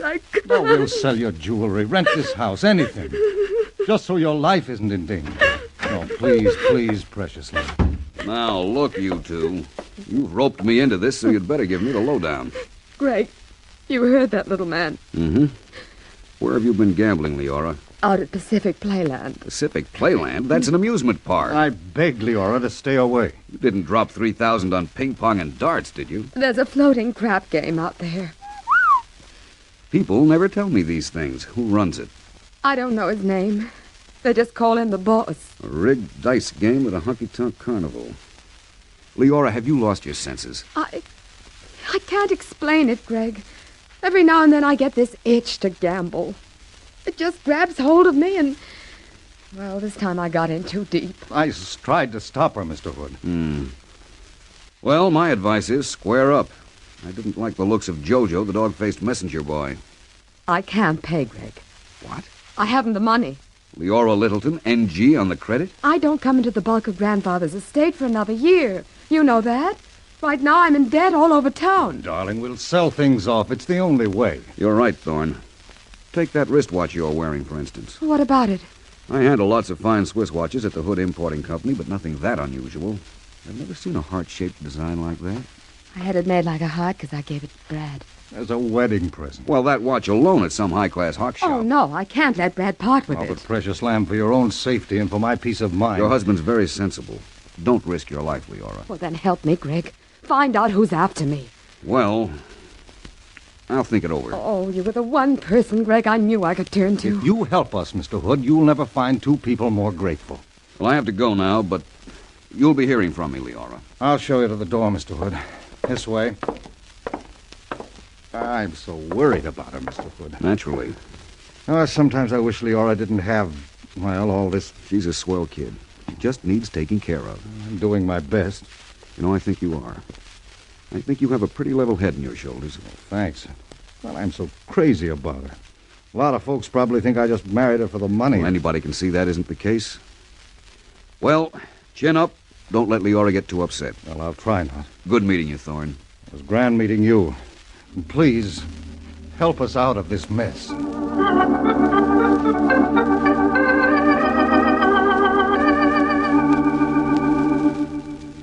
Well, Greg, how was Leora's cocktail party? What cocktail party? I thought so. She only got you out there to rope you into something. Put your hat on, Mr. Taylor. We're going places. What about these business contracts? They'll keep. We're going to Pacific Playland. The amusement park? What goes on out there, it seems, isn't so amusing.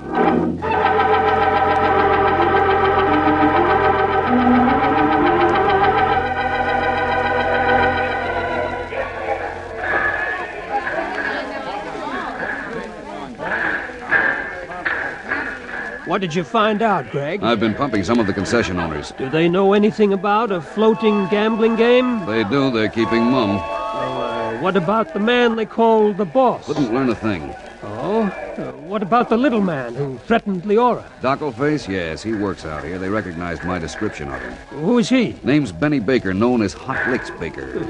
Hot Licks? Used to be a trap drummer until he found an easier pitch. Well, he sounds like a charming character. They tell me he works at one of the concessions, some daredevil trapeze act, the incomparable Florette, whatever that is. Yes, it's over there. You see that neon sign?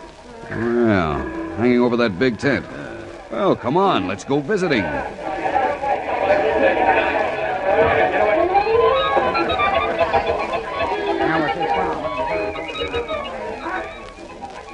cents, ladies and gents, only a tenth of a dollar. See Florette. Florette the incomparable. Watch her death-defying leap through the air. The trapeze act of the century. At 200 feet, with perfect precision, the little lady will defy gravity. Buy 2 tickets, Sandy. Greg, that Barker. What about him? I have a feeling he's looking at us. No law against giving his customers the once-over. No, it's just that, well, he kind of nodded when he spotted you. As if, look out, Greg, that neon sign is coming loose. Greg, get out of the way!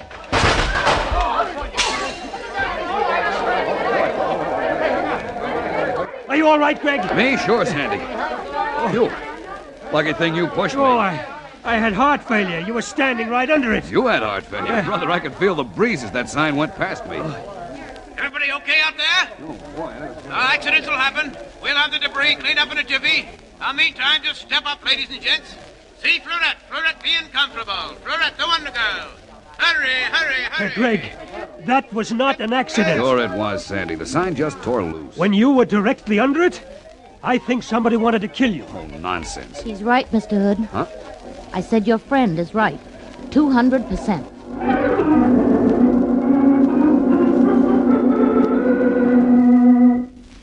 She was dressed in a kind of spangled costume, a carnival performer. She'd inched her way to us through the crowd.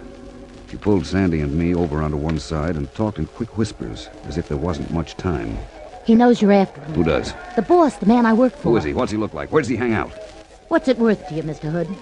To find out who's threatening Leora Thorne. Suppose you tell us first who you are. What's a diff who I am? Make with the cash offer and you'll get what you really want to know. 50. Oh, chicken feed, Mr. Hood. 100. Come again. Double or nothing. Step in, folks. Big show's about to commence. You will see Florette the incomparable. Oh, that's my cue. I gotta go in the taxi. You're Florette. Yeah, for a crummy 65 a week. All right, you win, Florette. $200. Let's have it. Where can I find this man they call the boss? Well, he's always at the same place. You'll find... Oh, look, I ain't got time to talk now. Why not? Wait, come back here. After my act. Meet me back at the tent in my dressing room.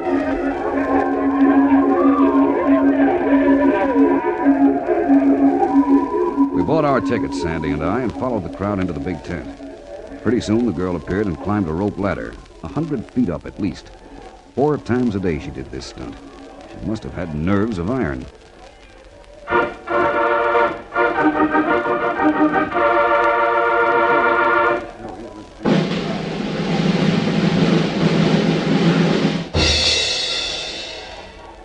Ladies and gentlemen, without nets, without safety devices, Florette will now perform her triple somersault in midair. With perfect timing, you will see her move from one trapeze to the other. One mistake, ladies and gentlemen, will mean instant death.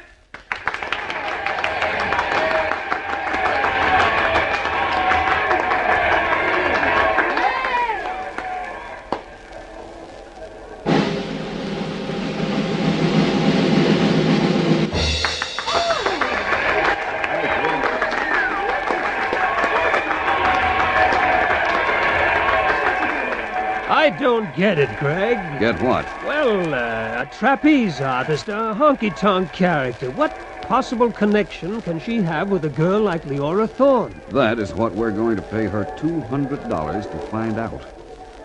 Are you ready, Miss Florette? All ready!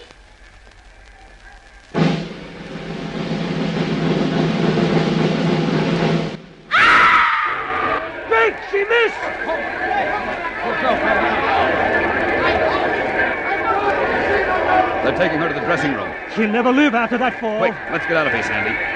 Keep your seats, ladies and gentlemen, please. Keep your seats. It was an accident. An accident. Please keep your seats. Excuse us, please. We have to get through. Keep going, Greg. I'm right behind you. This time, I'll bet my most sincere necktie on it, Sandy. That was deliberate. What? Did you notice the fellow who was beating the tempo for her? Oh, the little fella with the drum? Uh-huh.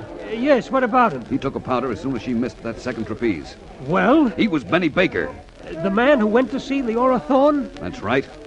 And this was murder, pal. Deliberate murder.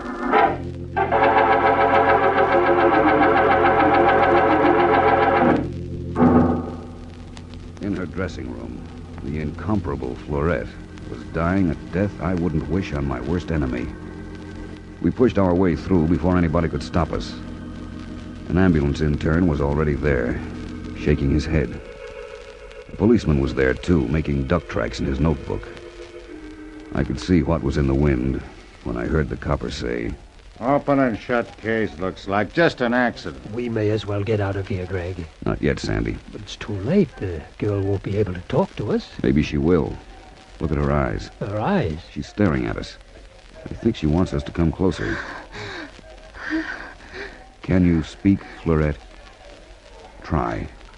Try hard. Who is he? This boss person? The man who made them do this to you. Oh, Greg, it's no use. Wait. She's moving her lips. The death ride. What's she saying? Something about death. Something about a death ride. Shh, listen. Last boat on the death ride. Come on, Greg. She's dead.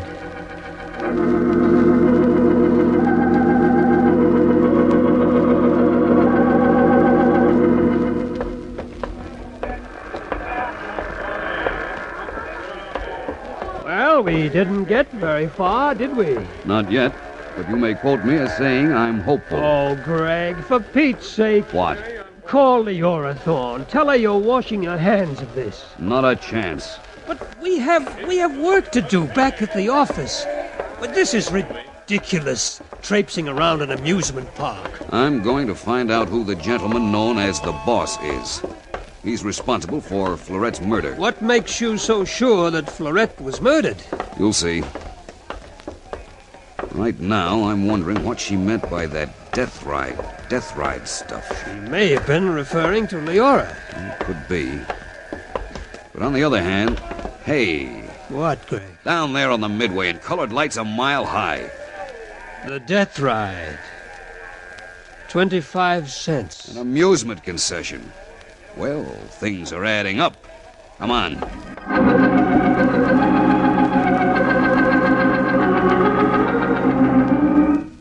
We ran down the midway, past the bingo joints and frozen custard stands. For only 2 bits, the death ride looked entertaining enough. It was a long tunnel filled with water. Flat-bottomed boats chained together took you on a dark and dismal voyage. But we didn't go on it. Not yet we didn't. Because just as we got there... What's the matter? Did you see what I saw? Where? Over there, the ticket booth. He was buying a ticket on the death ride, then he spotted us and ducked. Who? Benny Baker. There he goes up that alley. Quick, Sandy, we can corner him. Head him off, Greg! I'm trying to. All right, slow up, Baker. Into the line. Okay. You're out of training, Hot Licks. It's the life you lead. What do you want? Hold him, Sandy. Let me alone. Quite a trick, Hot Licks. Who put you up to it? Up to what? Florette's belly flop. That was an accident. Slight correction, a murder. You're wacky. Listen, Benny, I know how trapeze artists work. They practice a certain beat till every muscle is adjusted to it. And when that beat is changed, even by a split second... So that's how he did it. That's how he did it, by changing the drum beat. A couple of Weissenheimers, huh? Well, try and pin something on me. We both heard that drum. So did 100 other people in that audience. You're cooked, Benny, unless you talk. Who put you up to it? Suppose I sing. What then? The deal? Yeah. I don't do business with rats, Benny. Here's what I do. Hey, cut it out. I'm sick, I tell you, I'm sick. Who's the man that hires you? Start singing. All right. Only stop. I figure he's a middle-aged guy, maybe. Kind of fat, maybe, judging by his voice. I I never actually seen him. But he paid you to threaten Mr. and Mrs. Thorne and to take care of Florette. Yeah. Only I never actually seen him. Well, where is his gambling place located? He ain't the gambler. He ain't the guy Leora lost the money to. No? He's only using that, see? To pull some other racket on Mr. and Mrs. Thorne. Some other racket? What kind? Don't ask me. I just follow orders. Well, how, if you've never seen the man? The boss gives me orders on the phone. How does he pay you off? Well, he meets me now and then, but always in the darkness. In the darkness? Oh, Greg, he's lying to us. I ain't. I swear I ain't. Look, over there, where I'm pointing. That's where he meets me. On the death ride? Yeah, the last boat. You believe him, Greg? Could be. Remember the girl's dying words to us? Yeah. I think he's telling the truth. What are you going to do to me, mister? Until the police take over, I'm leaving you in the capable hands of Mr. Taylor here. Greg, where are you off to? A sudden yen has come over me, Sanderson. I haven't tried one of those amusement rides since I was a small boy. You're going on the death ride? If anybody wants me, I'll be in the last boat, keeping a date in the darkness of the tunnel.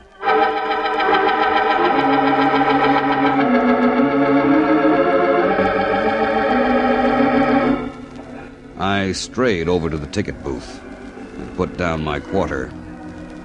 It was past midnight now, and I was the only customer.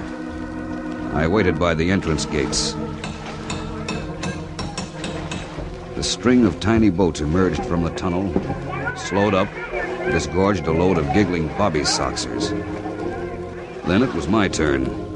I asked the old geezer who was in charge, "Mind if I ride in the last one?" Ride anywhere as you please, mister. The death ride got underway, with yours truly as the only passenger. Suddenly, I felt lonely, as if I didn't have a friend in the world. The boats headed into the long, black tunnel.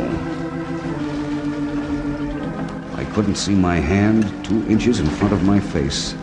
In the inky blackness, I lost all sense of direction. I felt stifled. Beads of perspiration collected on my forehead.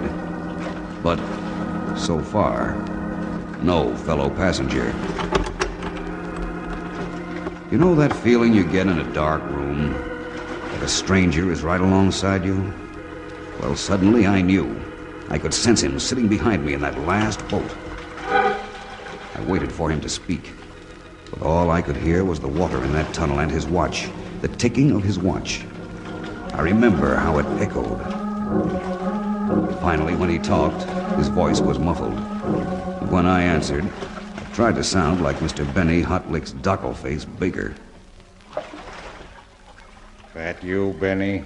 Yeah. Take care of Florette? Yeah. Good boy. Got another job for you, Benny. Okay. Up near Tahoe. Gonna be an accident up there.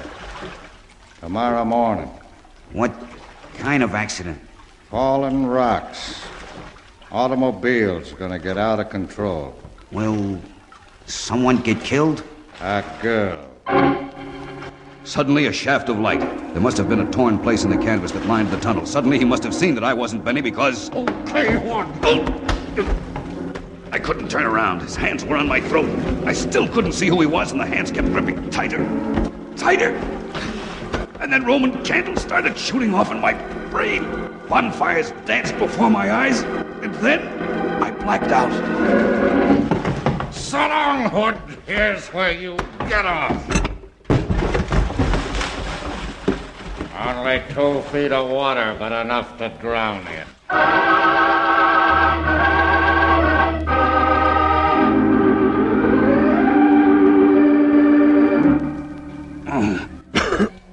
Greg. Take it easy, old man. Oh, my throat. Just lie on that bench for a while. Where'd you find me, Sandy? On the death ride.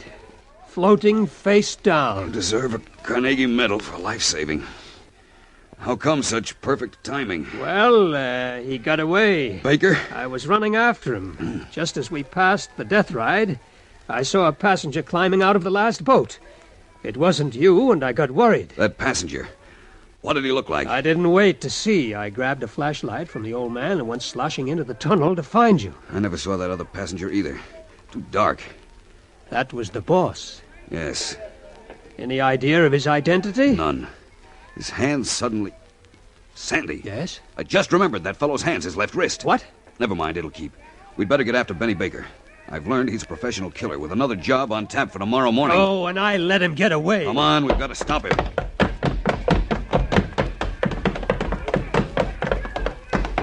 What are you stopping for, Greg? We won't have to look any further for Mr. Benny Hot Licks Baker. Where? I don't see him. Look. Now do you see him? Where you're pointing? Yes. That concession over there. Hilbert's Waxworks Museum. Those figures on display outside. Look at those wax figures. Oh. Greg. How fantastic. Fantastic was the word, all right. 3 of them standing upright and motionless. Napoleon, Mary, Queen of Scots, holding her head in her hands, and Jack the Ripper, all built of wax. Alongside, slumped over and equally motionless, was Benny Baker. They made a lovely foursome. Oh, that green spotlight on them, you'd almost swear that Benny was a wax figure, too. Yeah, except for the bullet hole and the blood. Sandy, let's get back to the car.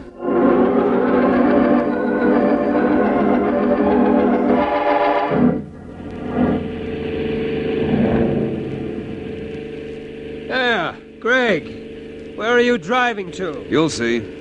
This isn't the direction to my house. I'm not taking you home, pal. Oh, now see here, Greg, enough is enough. I've got a home and a comfy rest mattress waiting for me. Yes, and a wife who's probably ready to divorce me for staying out all night. Here we are, Leora Thorne's house.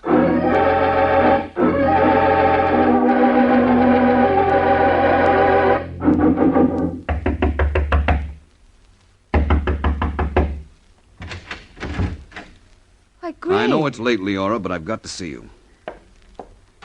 This is Sandy Taylor, my attorney. How do you do? How do you do? Come into the library, Leora. I want to talk to you. I'll wait out here in the hall. Yes, Greg? Are you, by any chance, planning an auto trip? Well, how did you know? A little birdie told me. In the morning, Brad and I are driving out of town for the weekend. Up to Lake Towel? Who told you? You're not going, Leora. But, Greg, Brad and I were The counting trip is on... off for a very simple reason. If you value your life. If I... Greg, what are you talking about? Why, hello, Mr. Hood. Oh, Brad, darling, you better come in and listen to this. Oh, I woke up as I heard you going downstairs, precious. Greg insists that we call off our trip to Tahoe. Oh?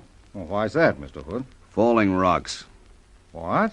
There's to be an accident on that mountain road to Leora's lodge. Leora is scheduled to be a corpse. Greg!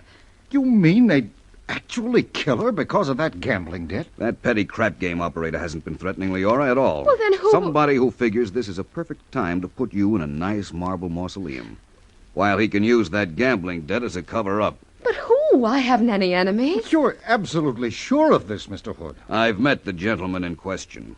You've seen him? I didn't say I'd seen him. We met in the darkness. He tried to kill me. What? Oh, he's a bad boy. He had 2 Confederates working with him. When they talked too much, he put them both out of the way. It all sounds so fantastic. Laura's right, Mr. Hood. Like a bad movie. You don't care for melodramatic doings, eh, Thorne? Well, I guess I'm just not used to them. You like things to be calm and serene, eh? Well, yes, I guess you'd call me the matter-of-fact type. Mm-hmm. Tell me something, Thorne. Yes? Don't you ever get tired? Well, tired of what? Of playing cat and mouse, you filthy Greg, you're out of your mind. He knows you love him now, Leora. He knows he's mentioned in your will. He also knows how changeable you are, and he'd rather be a rich widower than a poor ex-husband. What? Get out! I'm not listening, Brad. I'm just not listening. You used to work in carnivals in the old days, didn't you, Thorne? With Florette and Benny. You knew they could be hired for a price. Brad, don't let him say these things. That's right, Thorne. Don't let me say them. Okay, Hood. This is how you want it. Stand up. Brad, that gun. You too, precious lamb. You once told me you'd die for me. Here's your big chance. Oh, no. You see, he's right. You are too changeable, precious. You'll be getting tired of me one of these fine days, and we mustn't have that. What are you going to do? What are you going to do? Finish up what I started. Okay, Sandy, you can come in now. Watch out, Sandy! I'm okay. He's shot with what? Drop that gun, Thorne. Drop it. You dirty! Drop it. Grab it, Sandy. I've got him. All right, Thorne. You coming quietly to the police, or do we play more patty cake? I'll come. Quietly. I knew it was you ever since that excursion on the death ride. You knew? How? Say goodbye to your wife. Goodbye, precious lamb. Now take off the wristwatch and give it to her. I don't want it. But your love gift to him is what put me onto him. What? In the darkness, Thorne, it was like an engraved calling card. A wristwatch? Heart-shaped. Extremely unusual. And you forgot all about the luminous dial.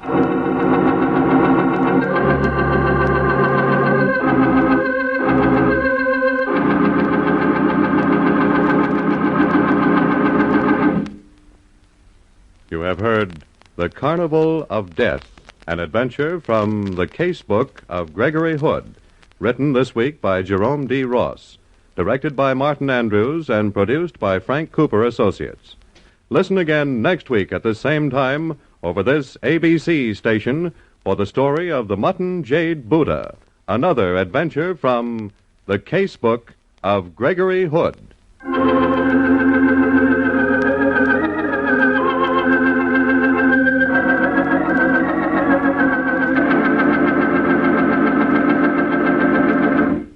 This is ABC, the American Broadcasting Company.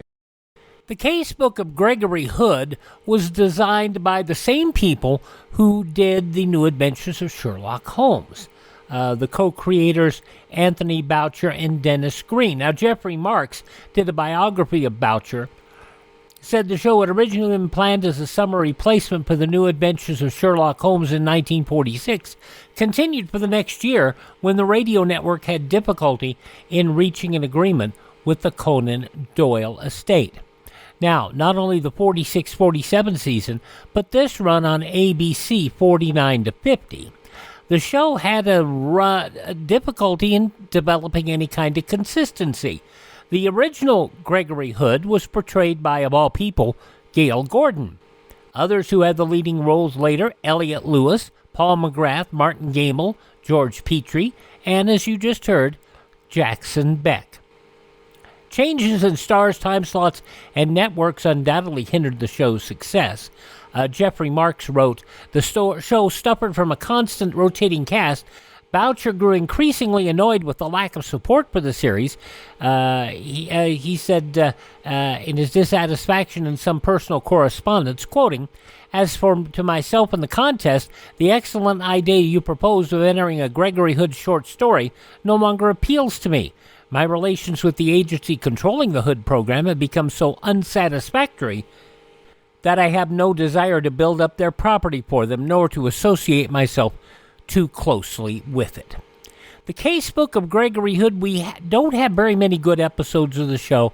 Let me know if you like it, and you can drop me a note at classicradio.stream.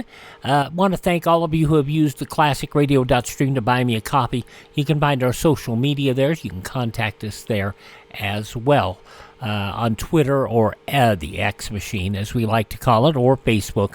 Or our email address is there as well, as classicradio.stream. Up next, a 1961 edition of Suspense.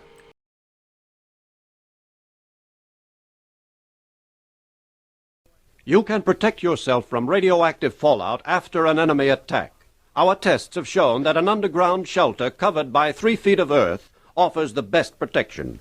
A basement shelter could be made safe by closing off windows, exterior entrances, and banking exposed walls. In homes without basements, first-floor areas with the least exposure, such as bathroom, utility room, or hallway, should be selected. Be prepared. Start building your home shelter today. From New York City, 63 years ago today, this episode of Suspense. Seeds of Disaster, starring Bernard Grant, originally broadcast October 15th, 1961. A very compelling story. And now, a tale well calculated to keep you in suspense. You know the feeling? You've run half a block for a bus and the door slams shut in your face. Sure, you know the feeling.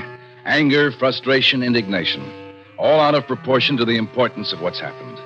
So you're a couple of minutes late for dinner or a business appointment. Nothing irreparable. Now try this one. You're chasing something 2,000 miles away. You're not sure where it started or when it stops. And if the door slams in your face, somebody's going to die. Somebody you love very much. I don't want you to know that feeling.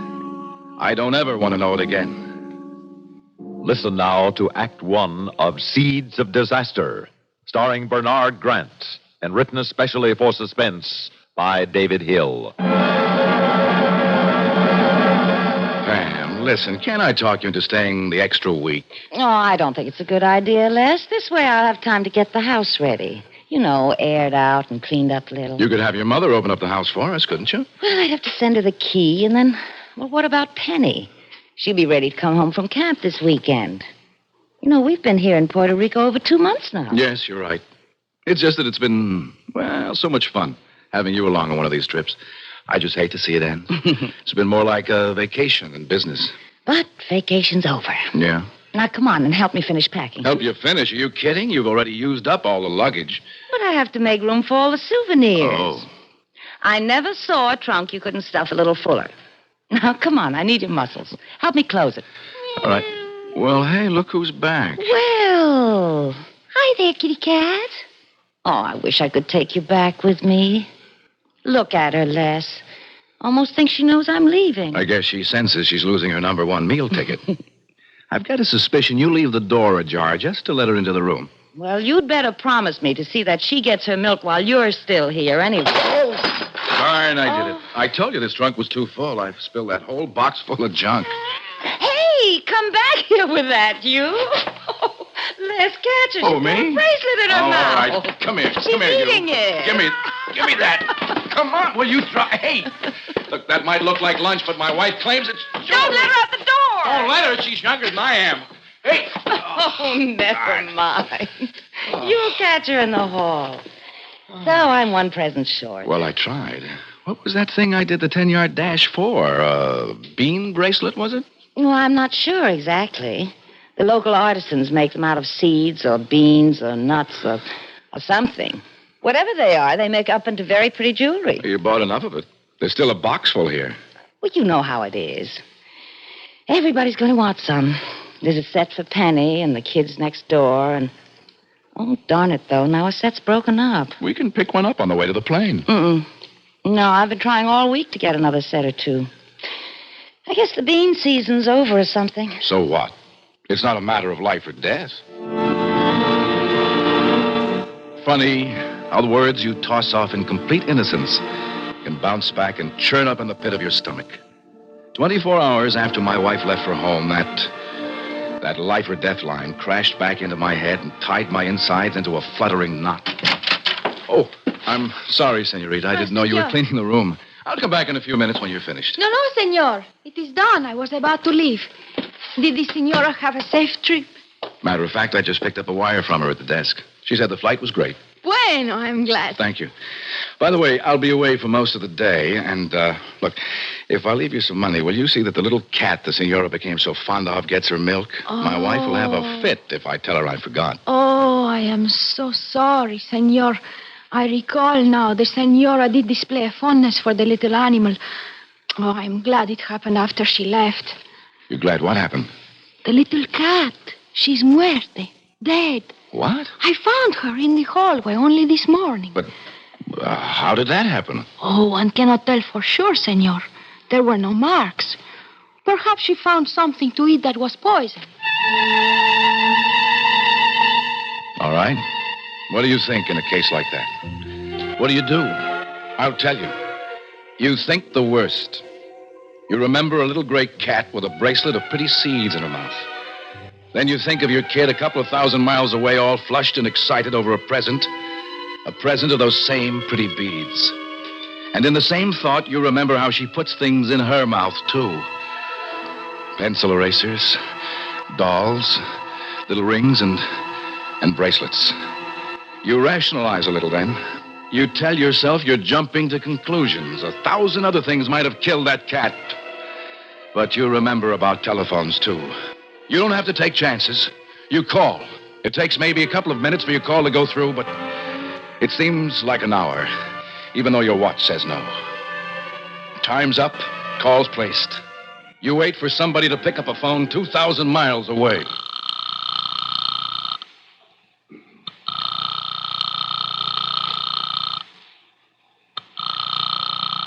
I am sorry, senor, but your party does not answer.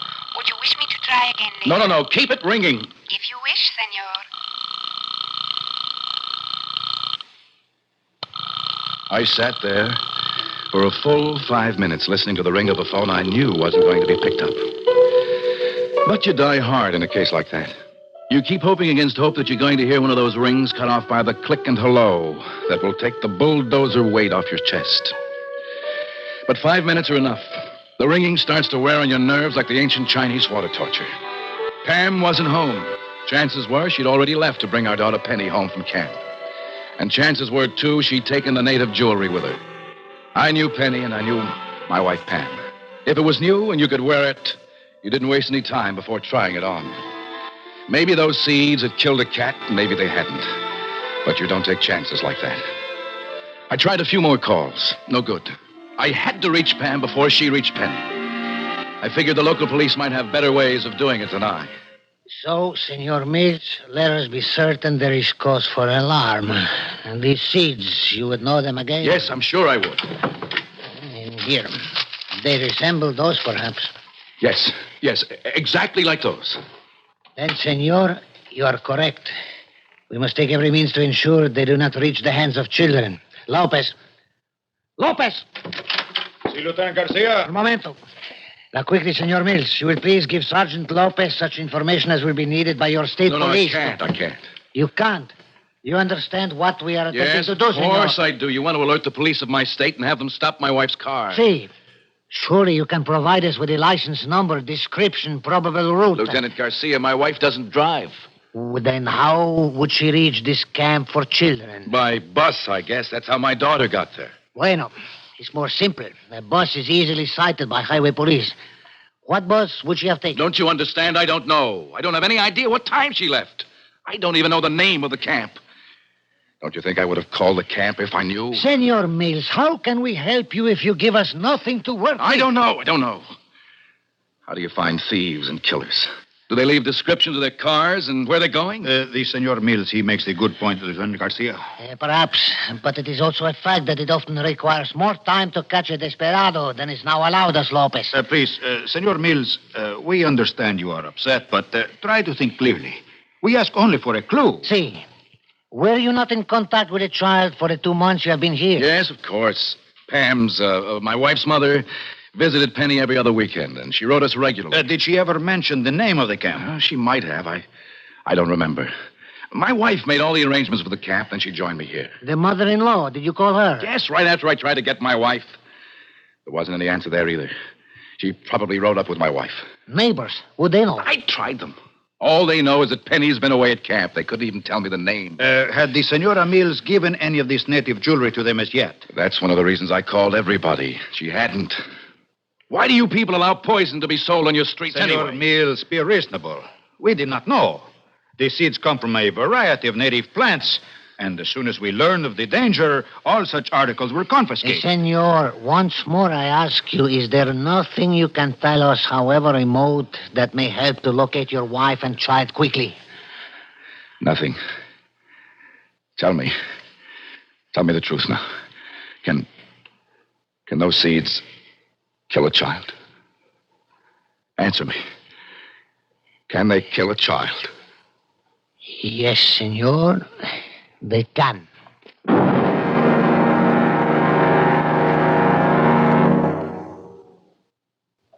In a moment, we'll return for the second act of Suspense.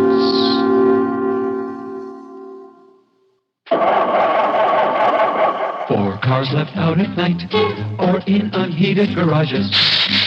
Don't ask for trouble. Ask for DuPont Xerox Antifreeze.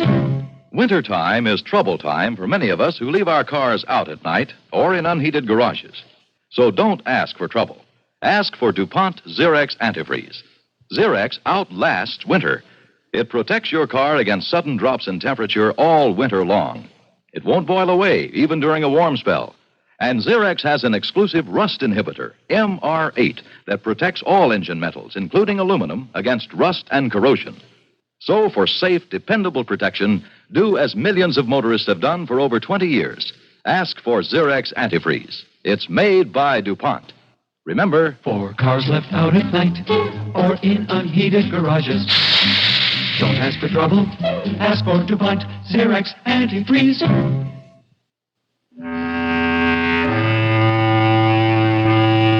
I was asking for help, but I wasn't given much. Garcia and Lopez kept asking questions. They were trying, so was I, but we weren't getting very far. The same picture kept running through my mind. It was Penny. She was sitting in a bus somewhere. There was a bracelet around her arm, a brand new bracelet, with different pretty little seeds. And there was a string of them around her neck, too. She had that pensive look she gets. The loop of the necklace was lifted up to her mouth, between her teeth, and she was biting it. Listen, we've got to do something. We can't just sit here. We've got to do something. Si, senor. Lopez, perhaps there is something he has forgotten and does not know about. Si, Lieutenant. Go with Senor Mills to his hotel room. Si, Lieutenant. Search it thoroughly. Perhaps there is something. But there wasn't much in the hotel room. At least we were doing something. There were some of my clothes in the closet, shirts and socks stacked in the bureau drawers. Pam had left me one suitcase, but it was empty. Garcia and Lopez were doing everything they could from their end. The descriptions of Pam and Penny had been wired to the state police. If they were seen, they'd be alerted. But we didn't put much hope in that possibility. Telephone lines were being kept open to my home and the apartment of Pam's mother. As soon as either of them returned, they'd be warned of the danger. But would it be too late? Then, Lopez spied a small pile of pocketbooks and magazines in a night table drawer. Suspense stories. Pam was always reading suspense stories. What is this? Huh? Short stories, magazines. No. Someone has marked a place in this one. Huh? This is a letter. Let me see. Well, Lopez, it's from Pam's mother. Aloud, senor, please. All right. Dear Pam, I just returned from seeing Penny. She's brown as a little berry and having a wonderful time. Uh-huh. The camp is beautiful. Uh-huh. The facility is a wonderful... Oh, she doesn't mention the name. She might. Keep reading. They are trying to cure Penny of biting her nails. Eh? But you know Penny. And things in her mouth. Here, give it to me. It is true. There is nothing here. What am I going to do? Huh? What? Senor Mills, this helps nothing, please. I'm sorry. You don't know what this is like. Senor, I have niños of my own. Believe me, I understand, but we must work now. How? Look through your wallet. Maybe there is something, a hint. No, I've done that. Then do it again. All right. Here, money. Traveler's checks. Identification.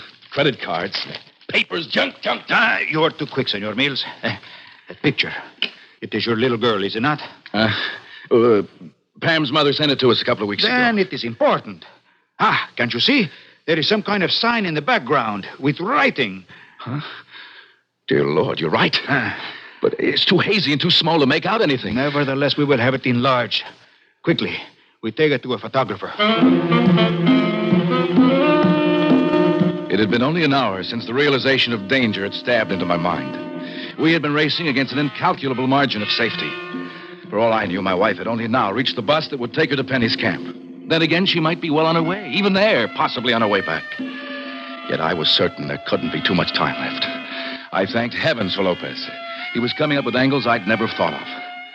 The photographer looked at the snapshot, and he shook his head. I will try, but I do not know. Why? 12 times you have done such things for us. See, but always with a negative or much better print.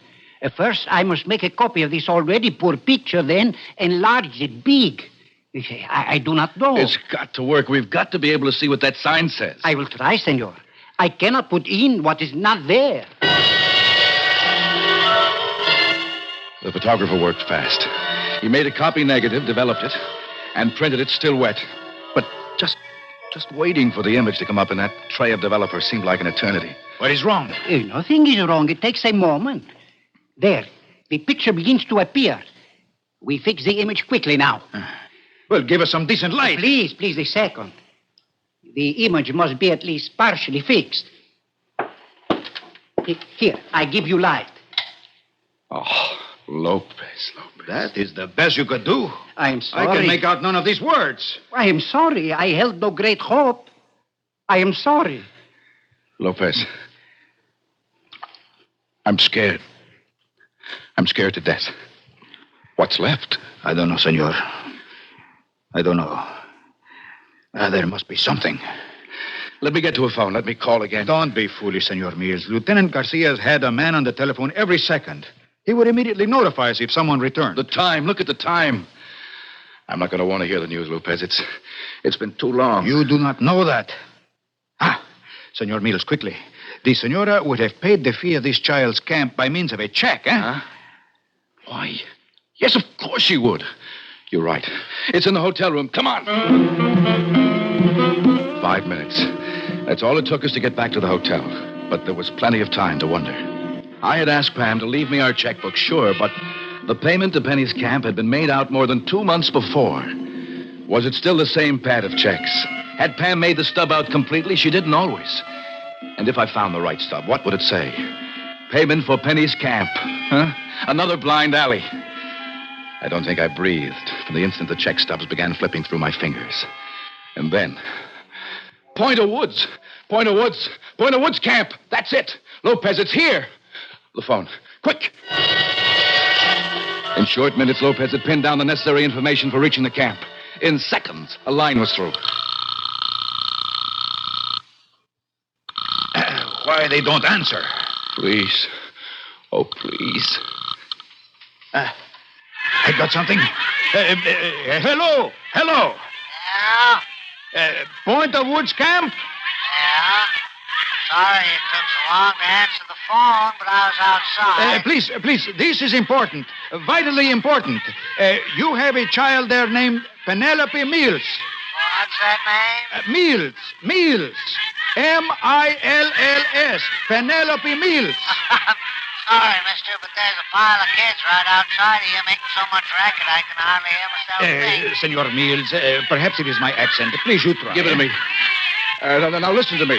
There's a child named Penelope Mills at your camp. Oh, you sound different now.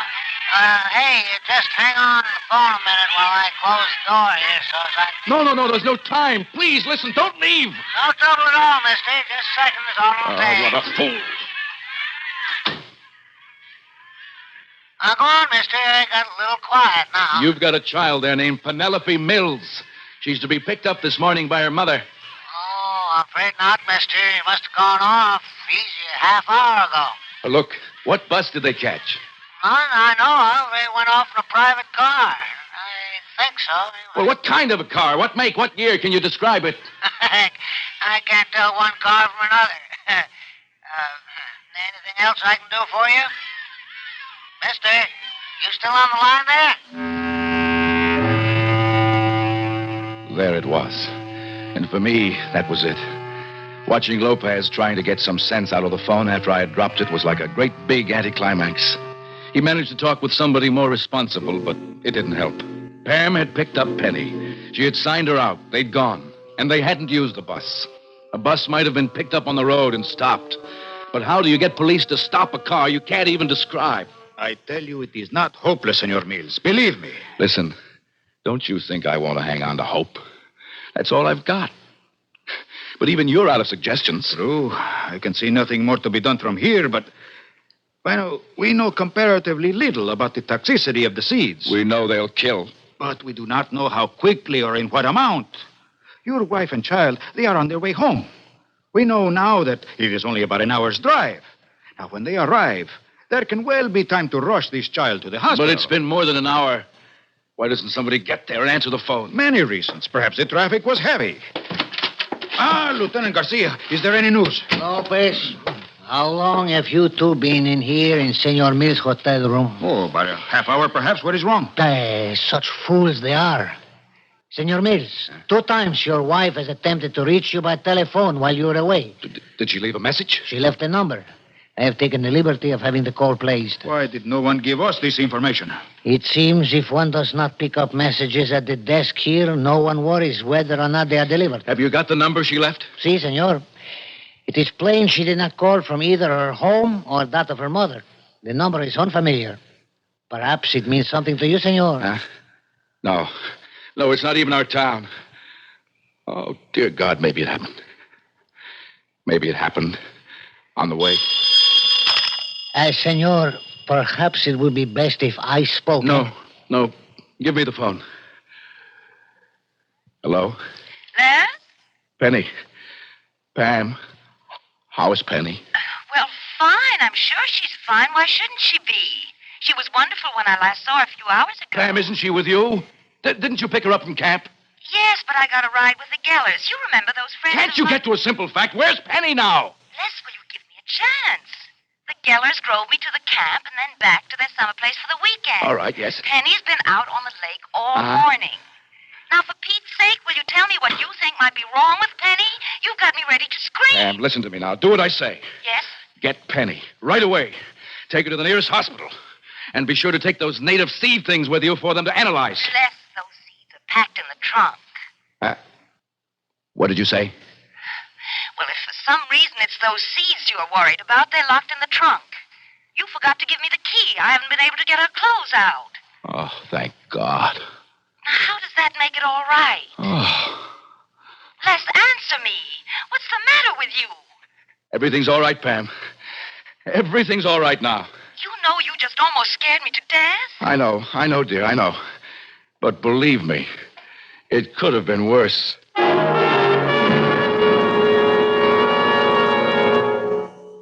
Suspense.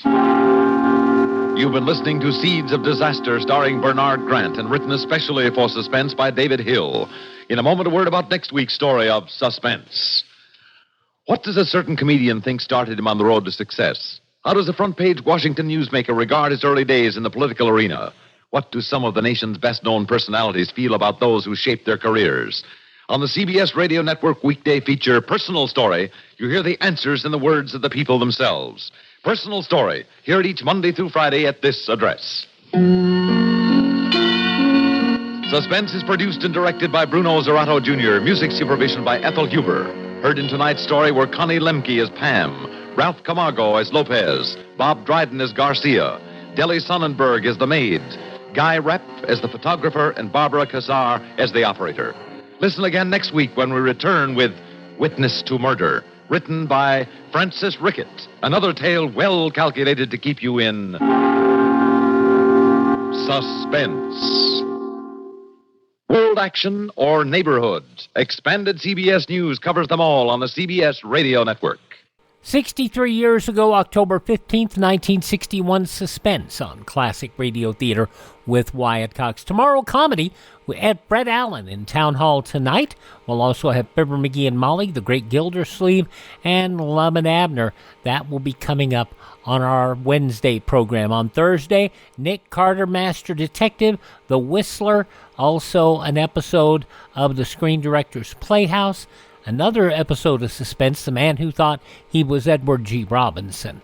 And then on Friday, Father Knows Best, Fibber McGee and Molly, Edgar Bergen and Charlie McCarthy, and Jack Benny. But right now, an episode of Superman next.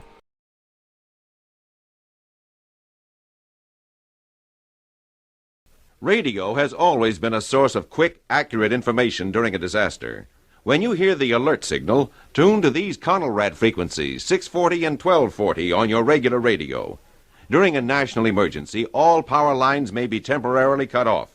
To make sure you receive the necessary survival information, keep a battery-operated radio in your family shelter. For accurate information and instructions during enemy attack, it's 640 and 1240 on your standard radio. And now we wrap up this Tuesday episode of the podcast with an episode of Superman, 83 years ago, more of the Crooked Oil Association story. Presenting the transcription feature, Superman. Look, up in the sky. bird. It's a plane. It's Superman! Yes, it's Superman, strange visitor from the planet Krypton, who came to Earth with powers and abilities far beyond those of mortal men.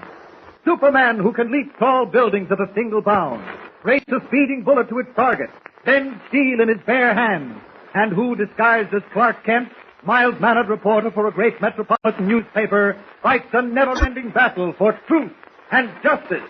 And now to our story. When Tumbleweed Jones returned to the ranch with his tank trucks after successfully delivering 6,000 gallons of oil to the Bear River refinery, thanks to Superman, he was amazed to learn that Chuck Connors, his oil field foreman, was in reality a member of the forces that had twice attempted to wreck the trucks. As if that were not enough, Abner Cheney, the unscrupulous local banker who owns the only pipeline to the refinery, suddenly paid a visit to the ranch. In an effort to force Tumbleweed to use his pipeline at exorbitant rates, Cheney played his ace card. He accused Tumbleweed of fraud and possibly murder. As we join them now, the suave banker explains the situation to Tumbleweed and Clark Kent, while young Jimmy Olsen stands by, frowning angrily. Listen, I'm just stating facts, Tumbleweed. You borrowed a large sum of money from my bank with this ranch as collateral for the loan.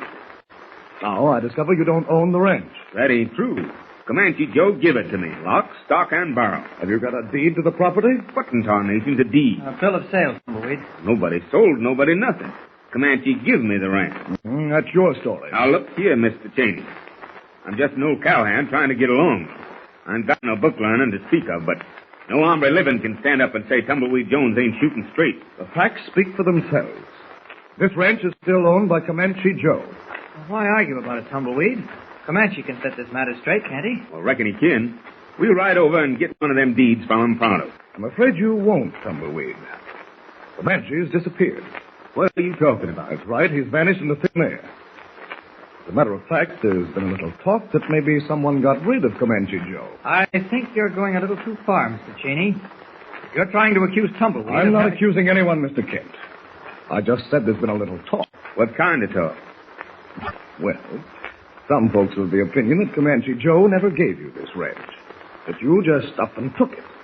That might account for him being missing. Why, you dirty, low-down coyote. Take it easy, Tumbleweed. Get off this ranch, Cheney. Make tracks up. No cause to lose your temper, Tumbleweed. We can settle this between us. All I'm really interested in is getting your oil business. I can close my eyes to the rest. You let go of me, Mr. Kent. I'll put an arrow clean through his crawling gizzard. Easy, Tumbleweed. I'll give you 24 hours to make up your mind. And I'll give you 10 seconds to make tracks, you sneaking, crawling rattler. Let me at him, Mr. Kent. Go ahead, Tumbleweed. Knock his block Keep off. quiet, Jimmy. You heard what I said. 24 hours before I call in the state's attorney and prefer charges of fraud. And possibly murder. Why, you... Better get into your car and leave, Cheney. I can't hold Tumbleweed much longer, and I won't be responsible for what happens. I'm going. And don't you never set foot on this ranch again, you black-hearted polecat, or I'll run you so full of arrows you'll look like a porcupine. Remember, only 24 hours. Well, I'll get you yet, you crooked, no good weasel. Yeah, you big fat baboon. Jimmy, stop that. Oh, you should have let Tumbleweed pile into him, you punk. Well, how come you protected that snake, Mr. Kent? I was protecting you against yourself, Tumbleweed. Can't settle things like this by fighting. Just you calm down and we'll talk it over. Well, that's easy enough to say, Mr. Kent.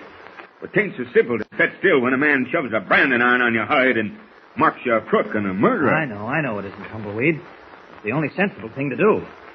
You can't think straight when you're hot under the collar. Well, let's figure this thing out logically. Sit down here on the running board of this truck. Okay. But I ain't much good at figuring things out, Mr. Kent. I ain't used to responsibilities like running a ranch and an oil field, and maybe I make lots of mistakes, but one thing certain is that I ain't never done nothing wrong in my life. That is like breaking laws and such. Gosh, you don't have to tell us that, Tumbleweed. Of course, that's taken for granted. Well, that's how come I get so tarnation hot when anybody says I broke the law. Maybe I ain't got one of them there deeds, but I know Comanche give me this here ranch with no strings attached. Now, look, Tumbleweed, you don't have to protest your innocence to me or Jimmy. What you've got to do is prove to Cheney that he's wrong. Sure, that's all. But how am I going to do that? I still think you should have let Tumbleweed whale the daylights out of that fat baboon. Why, Jimmy, that wouldn't have got us anywhere. Cheney would have just added a charge of assault to his veiled accusations of fraud and murder. That's what gets me more than anything else. Imagine me harming a hair of Comanche Joe's head. Why, Well, he's my best friend. I'd cut off my bow arm for that hombre. Of course, it's ridiculous. But the circumstantial evidence built up by Cheney makes it look pretty bad. Well, I'll bet Comanche turns up just as suddenly as he disappeared. I'm not so sure of that. Tumbleweed, has Comanche Joe ever just suddenly disappeared like that? No. He never goes no place without he lets somebody know where to locate him. Well, then why don't we call up his ranch and find out if they know where he went? That's not a bad idea, Jimmy. Can't lose anything by trying it. He's got a phone, hasn't he? Yep. Well, come on up to the cookhouse. We'll call him from there. I'd give anything to find that Cheney was lying, that Comanche's at his ranch.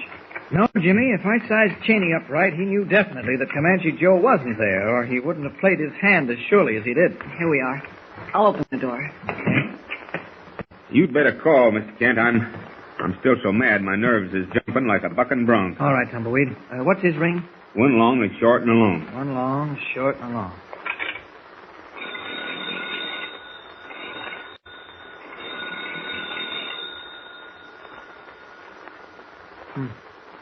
No one seems to answer. I'll try it again.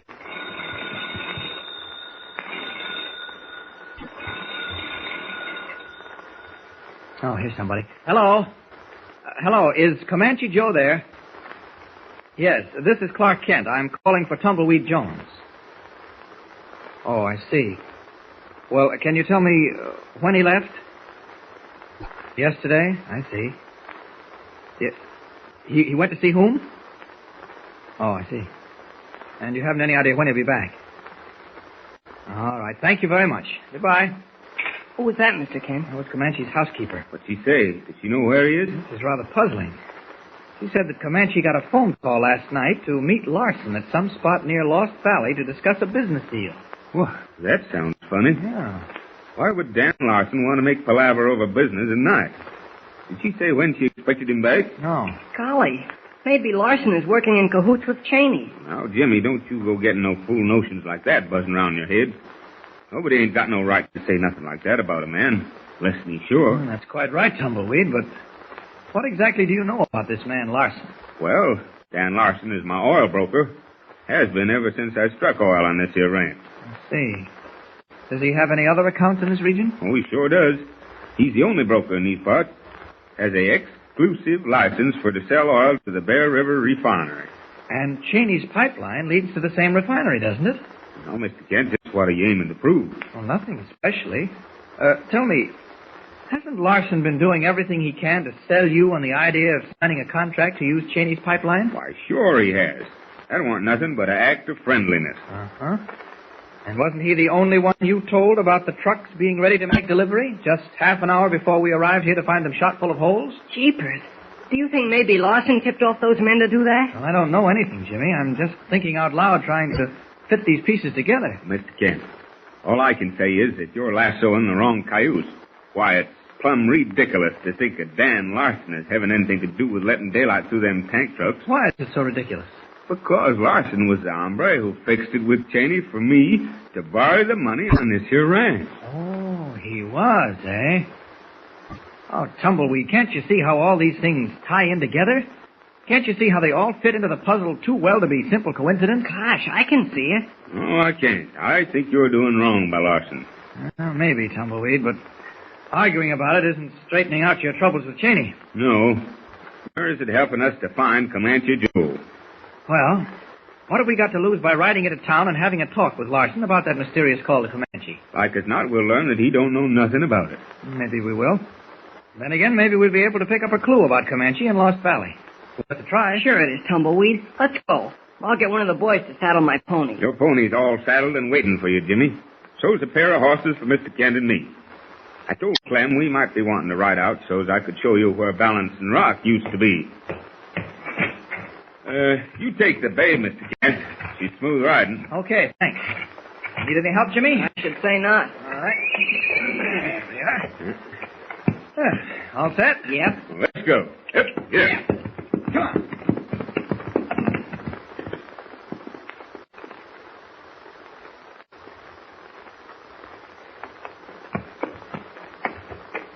Gosh, isn't this a beautiful day for a ride? Smell that air. Sure is. I'd enjoy it much better, but for my worry. Now, don't you worry, Tumbleweed. We ought to be in town soon, and I've got a feeling we're going to find out something there. Rifle shots. Off to the right. Who could be shooting out here, I wonder? Don't know. Let's have a look. Yeah. Mr. Kent, over there. 2 men on horses. They're riding away. Well, let's follow him. No, wait. Look over there on the ground. Is that a man? Sure is. Well, he's either dead or badly wounded. Maybe we can help him. Somehow that big body looks familiar. Jimmy, open your first aid kit while I turn him over. Okay, Mr. Kent. Great Scott, Tumbleweed. It's Comanche Joe. Comanche Joe. Dead. Shocked into speechlessness, Kent, Tumbleweed, and Jimmy stare in horror at the lifeless body of Comanche Joe. And coupled with deep sorrow over the untimely death of their Indian friend is the growing realization that now it will be impossible to establish Tumbleweed's legal right to the ranch. It looks like Cheney has won hands down. What can Kent, even as Superman, do now to help Tumbleweed? Will they ever learn the identity of Comanche Joe's murderer? What will happen? Tune in next time for another episode in this exciting adventure in the West with Superman. Don't forget, tune in again for the next thrilling episode with Superman. Look, up in the sky. It's a bird. It's a plane. It's Superman. 83 years ago, October 15th, 1941, Superman on Classic Radio Theater with Wyatt Cox. Have yourself a great Tuesday. Coming up on Wednesday, Town Hall tonight, Fibber and Molly, The Great Gildersleeve starring Harold Perry, and Lum and Abner. And we'll see you tomorrow for more Classic Radio Theater. I'm Wyatt Cox.